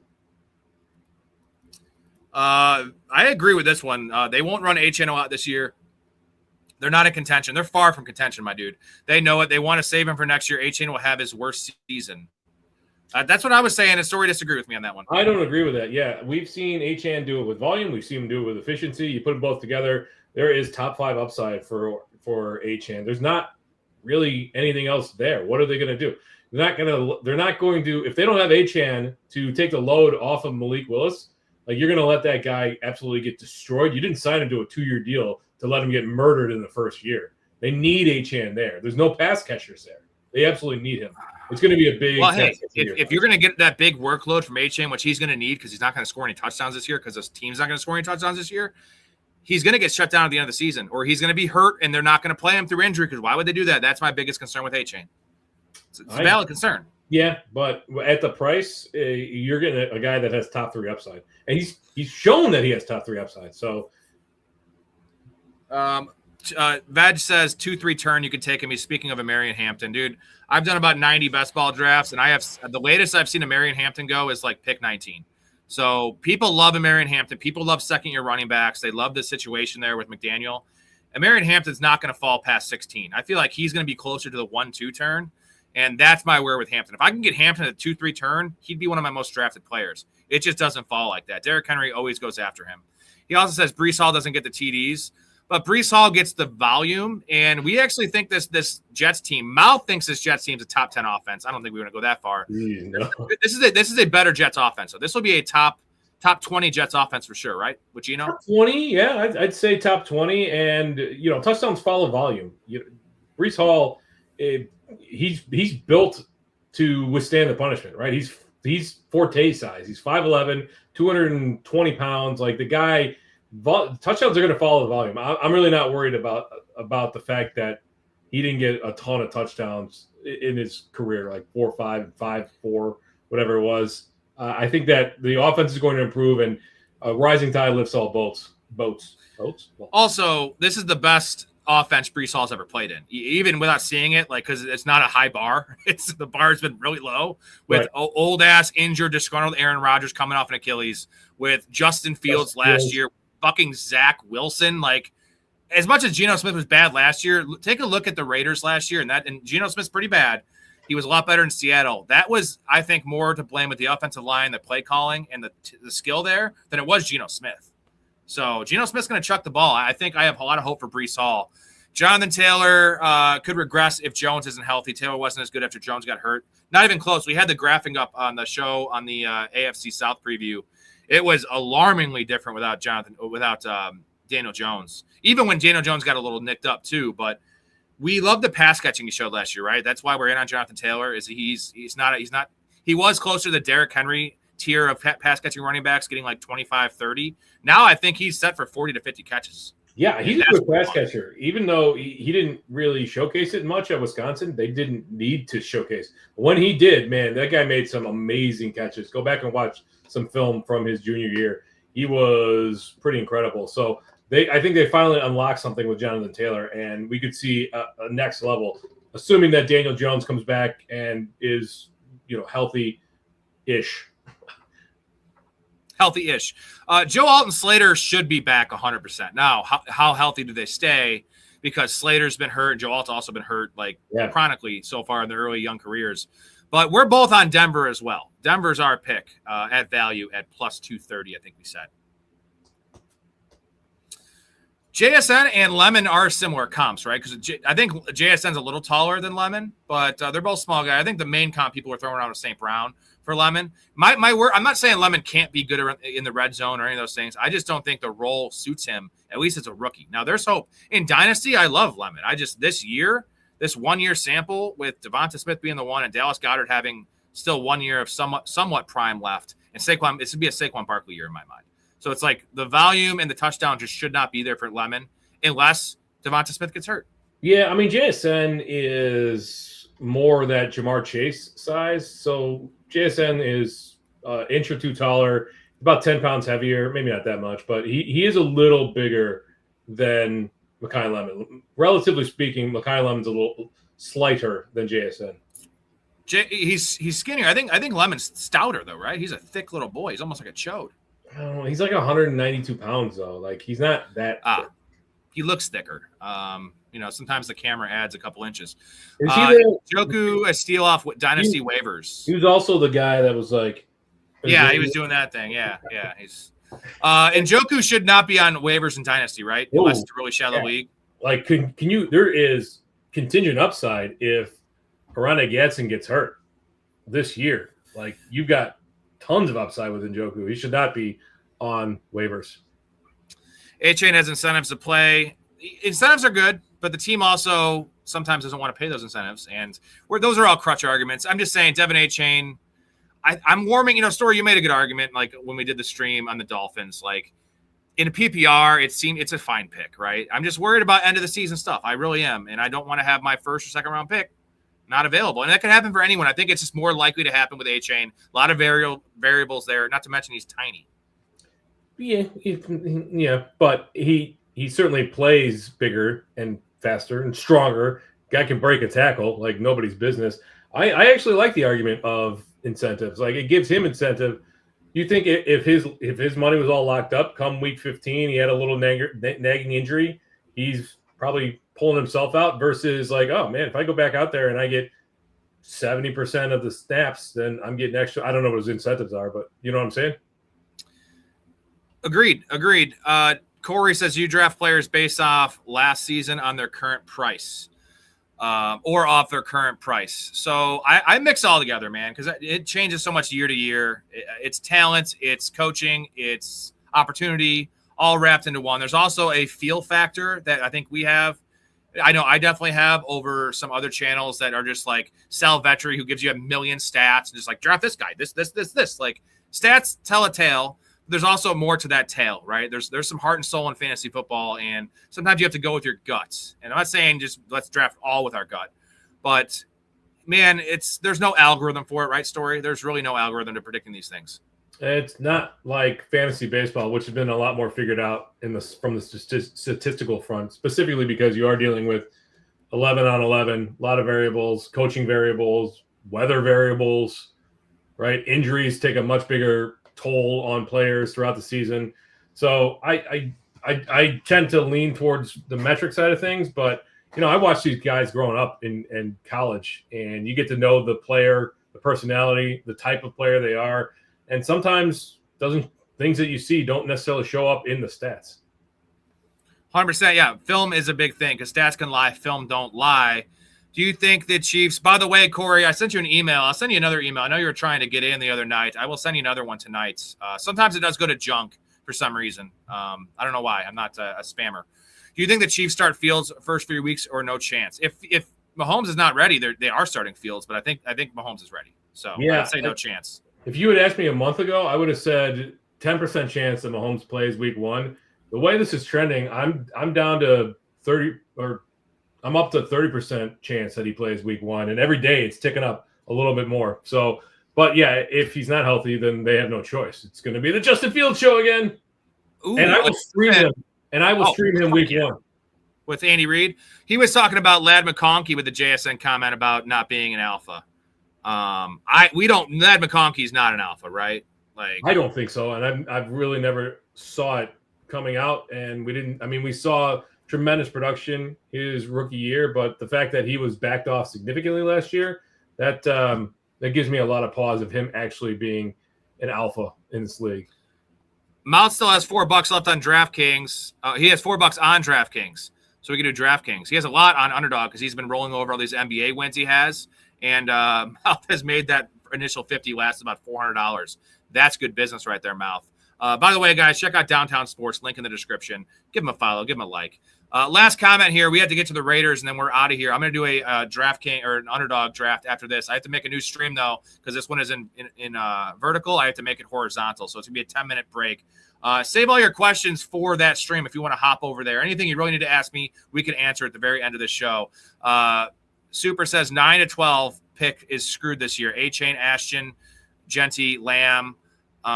This year is a huge disadvantage to be in the back end. You can find some value players all the way through the end of the second round. See, I kind of see what you're talking about because I was looking at it the other day, but I don't mind Genty, potential 70. We're going to talk about him in a second. CeeDee Lamb's awesome. Come on, a CeeDee Lamb in a PPR. We're talking PPR especially. Love it. In a half PPR, just take Derrick Henry and just take Jonathan Taylor, right? Like Derrick Henry in the first round all day in half PPR. But Saquon Barkley, too. I'm taking Saquon Barkley in the first round if I need to. I mean, you can get upside there, guys. There is still good players to take. You just got to kind of reach a little bit or make your decisions. James Cook is in that range, too. So you can if you could start James Cook and Saquon Barkley, is that the end of the world? I mean, you're much more in tune with where these guys are going from an ADP perspective. But if all those guys are in that range, as you said, then I've got no problem with that pick. Give me an early second round value. I'll take the hit on the first round and give me an early second round value if I can go Ashton Genty and Saquon Barkley to start. Man, that was unfathomable, like inconceivable last year, right? Right, and you can get Pickens usually is a 2-3 turn pick, but you know who I can get in the end of the third round in that 3-4 turn? I can get guys like Garrett Wilson. I can get guys like Emeka Ibuka. I'm not really into Ibuka, but guys like that. So there's players all over the board. There's no, top 5 is a big advantage. It is a big advantage because you get that early third round pick. But we've thought that in the past and things happen. So it's not like you can't win your league from the 9 spot because you know what really matters? Your 4th, 5th, 6th, 7th round picks. That's how you win fantasy. And even your bench players, picking high upside bench players. There's a lot of ways. That's why you tune into this channel to get all the insight and advantages because I want a top 5 pick, Storey. You want a top 5 pick. I want the 7th pick to get Jonathan Taylor or to get, St. Brown. But there's talent all over the board. You know what? You're not going to get Saquon Barkley if you pick top 5. And what if Saquon Barkley's a top 3 running back this year? You're winning the league. So True. Yeah, that's my thing. All right, we got to get on to the Raiders here. We got to get to the Raiders. It doesn't seem great, but we'll see. They're better than last year. So the Raiders 3-14 last year. They scored 241 points, Storey. 432 points against. Not great. Wild stuff. Fernando Mendoza. Quarterback 27. So this obviously isn't really that relevant for fantasy, but it's more so for Brock Bowers and Ashton Genty and possibly a wide receiver. But when do you think he starts? Let's just start here. Is it week 6? Is it going to be Cousins to start the year? Yeah, I mean, realistically, like if this was a franchise that honestly cared about his development, he would start only in the case of a season-long injury to Kirk Cousins, and they would let Kirk Cousins play for a year, Mendoza sit for a year, and he would be the starter in 2027. Realistically, no franchise in the NFL can let the number 1 overall pick sit for an entire season anymore. The environment just doesn't exist. So they were talking about maybe as late as their bye week, but they've got a really late bye week this year, so I doubt it's that. I think we're looking at a full half of a season before we see Mendoza. And we want Mendoza on the field because Mendoza is going to be able to back teams off of the line of scrimmage. I don't think Kirk Cousins is doing that anymore. So it's going to be a lot to Brock Bowers. Tight end or receiving room is pretty bad all around. But, what if they can get – if Mendoza is good enough to keep the pressure on and, make some things happen outside the numbers, you got to hope that, teams don't crowd down, bring safety down, and force him into mistakes. Kind of getting into the X's and O's a little bit, but I think it's good for Bowers and Genty if and when Mendoza starts this year. Ashton Genty, running back 6, 11th overall. Mike Washington Jr., running back 58, 200 overall. That seems to be the set-in-stone handcuff. We'll talk about that in a second. So Ashton Genty, 1.6 yards before contact per attempt, ranked 56th among 60 qualifying running backs. Dude was getting hit in the backfield way too much. 52 running backs tallied 50-plus carries with more than 0 yards before contact last year. Genty's ranks on those carries. 20th in yards per carry, 3rd in missed tackles forced per carry, 2nd in yards after contact per carry. That's what's up because dude's making the most with the least, and the offensive line would be better. Linderbaum's a huge signing. I like their tackles. I like the fact that Pete Carroll's son is no longer running the offensive line group. Like, who is Pete Carroll's son? It's just a way better situation. So are you in on end of the first round, Ashton Genty? I saw, I forget what site it was. Their projection for Ashton Genty was like 70 catches. And that's in the realm of possibility, right? Like, because you're not going to get the touchdowns you're going to get with James Cook or even Saquon Barkley. But the catches, you're not going to get the catches with James Cook you're getting with Genty. And who else is catching balls there besides Brock Bowers? Michael Mayer, maybe. Well, I can give you the wide receiver room. It's really trash. We'll talk on the wide receiver. We have to get to it. Trying to put off as possible. Yeah, I mean, he had 973 yards last year. It was a rough start to the year. Things certainly improved as the year went on. They signed Linderbaum to an $84 million deal. That's a market-setting deal. He led the way in Baltimore for many years where they were basically like top 5 in rushing. This should open things up significantly for Ashton Genty this year. Totally fine with that price. It's a little higher than I would have thought based on the totality of his season last year, but he could be the next big thing. He could be our next Jonathan Taylor. He's an incredible, productive talent. So I'm fine with him going where he is.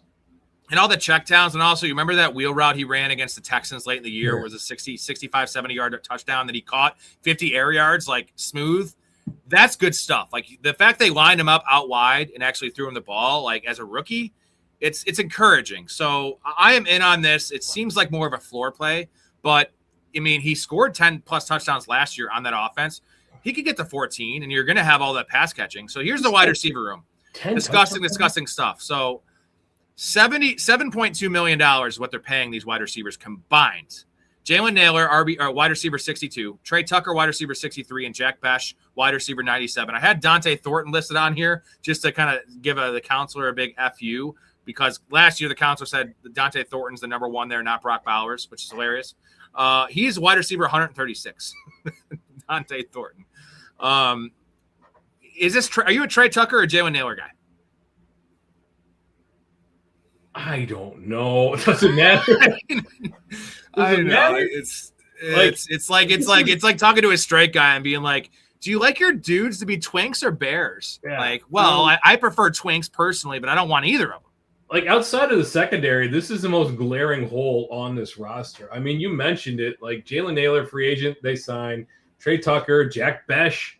These guys are not lighting the world on fire. I mean, last year, JSN had more receiving yards than the entirety of the Raiders wide receiver room.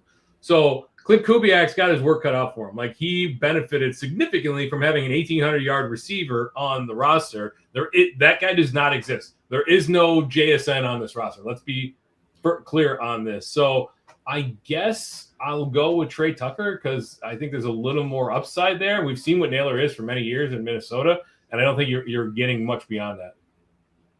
I think my answer is situational. So I want Jalen Nailor in full PPR. I think I want Trey Tucker in half PPR. Bigger plays. I don't think either of them are scoring a lot of touchdowns. I think Nailor has more catches. Trey Tucker has more yards. So parse that out as you will with the scoring. And Jack Bash is a guy we need to pay attention to. He has the highest draft capital of this group.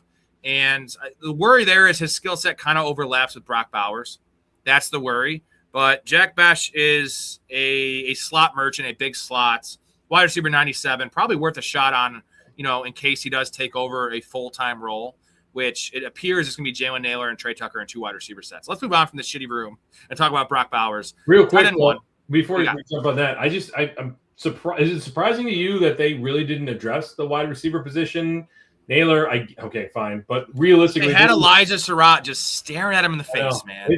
It's interesting that they didn't really pursue But they were so apathetic about improving the wide receiver room. Like, I can't see them signing a Diggs or a Keenan Allen or any Debo. Yeah. Why would they why would those guys want to go there anyway? They already spent $280 million. Right. So. And they had to come back and get, with the trade with the Ravens, right? Like they got that money on the books now.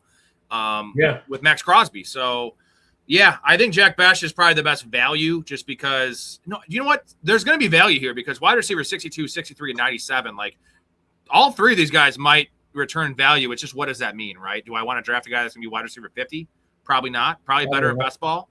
But one of these guys could creep into the wide receiver 3s. It's anyone's guess, though. Let's not even talk about this anymore. Like I said, Brock Bowers, tight end 1, ADP 20 overall. And I think with the news, with the fact they did not address this wide receiver room before the draft, Trey McBride was going 20th overall, and Brock Bowers is going 25th overall. And I've had Bowers my number 1 tight end since end of last year. I was like, this is the time for him. And now it's flipped. Now Bowers is going ahead of McBride. So this is nuclear for Brock Bowers. Are you comfortable taking him at the end of the second round? I think so. I would much rather spend an early third round pick. If he slips there, I think he's a no-brainer getting him in the third round. I think I'm happy to take shots on him in the second round.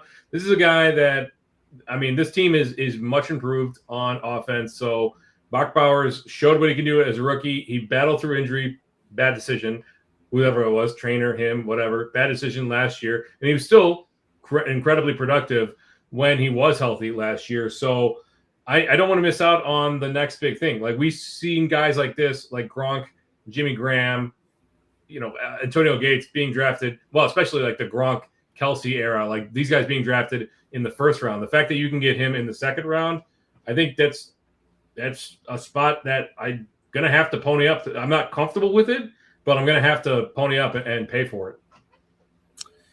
By the way, you saw I sent you the bet I made. Brock Bowers 874.5 is his Vegas line. That's the easiest smash of smashes I've ever seen in my life. Like, I told you why. Brock Bowers had 680 yards receiving last year in 12 games, and he was injured for 11 of them and left one early with the worst team of all time. He was 200 yards short of that in 12 games last year. My thing is this year, if he's healthy with this team, I think he could get this bet in 12 games. I really think he can average about 70 yards receiving a game. All he needs to do is have 60 yards a game to get this. Who else is catching passes? Not even 50 yards a game. Yeah, it's like, smash. Like, what's the target upside for Brock Bowers? 130, 140? Is it not quite Trey McBride levels, but it's there. McBride, yeah, they're not going to throw the ball. They're going to rely on Genti an awful lot, but they're going to score. They're going to score more than 300 points this year. You can mark me down for that. So there's opportunity for him to have a 120 target season, I think. Yeah, I love it. Okay, last couple comments here. We got to get Storey out of here. I'm going to be doing an underdog draft, guys. It'll be a new stream. I will send the invite or the link in the Discord. GM, I'm no Chiefs fan, but if Mahomes comes back and is forced to adapt and become a tier 1 pocket passer because of this injury, does that not benefit the pass catchers? It 100% does. And Kenneth Walker. I mean, it benefits Kenneth Walker and it benefits Kelsey. Does it realistically benefit Rashee Rice? Worthy, yeah. Worthy. They'll have more designed little short throws, right, to get the ball in their playmakers' hands. Yeah, I mean, okay, maybe Rice, but Worthy's not exactly a technician. So one of Mahomes' best abilities is the ability to create while on the run. And if he's forced to be like a traditional pocket passer, I'm not sure that is great for this pass catching room in general. Like these guys are not like traditional route runners. No, I was more saying just more design stuff for Worthy, which we saw in his rookie year, just to get the ball out of Mahomes' hands quick. I think that's the upside in Xavier Worthy. If they run him on a crosser in week 1, I'm gonna flip my shit. Yeah, Jesus. All right, Storey, great show, everyone. Check out Downtown Sports, link in the description. They had an episode drop today. Also, going to have one drop tomorrow as well. So give them a follow, give them a like, give them a listen. Also, here's Helen Hunt. Say hello to Helen. Hello, Helen. Great. She looks that hair is so thick and luscious. It's just terrible. All right, great show, Storey. Your insight is awesome as always. Sometimes you don't pay attention to me, but it's okay. That is true. Sometimes I don't. I do the same thing, but I'm actually doing stuff related to the show. I'm looking at comments. I don't know what you're doing. You're looking at Pornhub or something. Hey, somebody's got to keep that company in business. That poor struggling business company.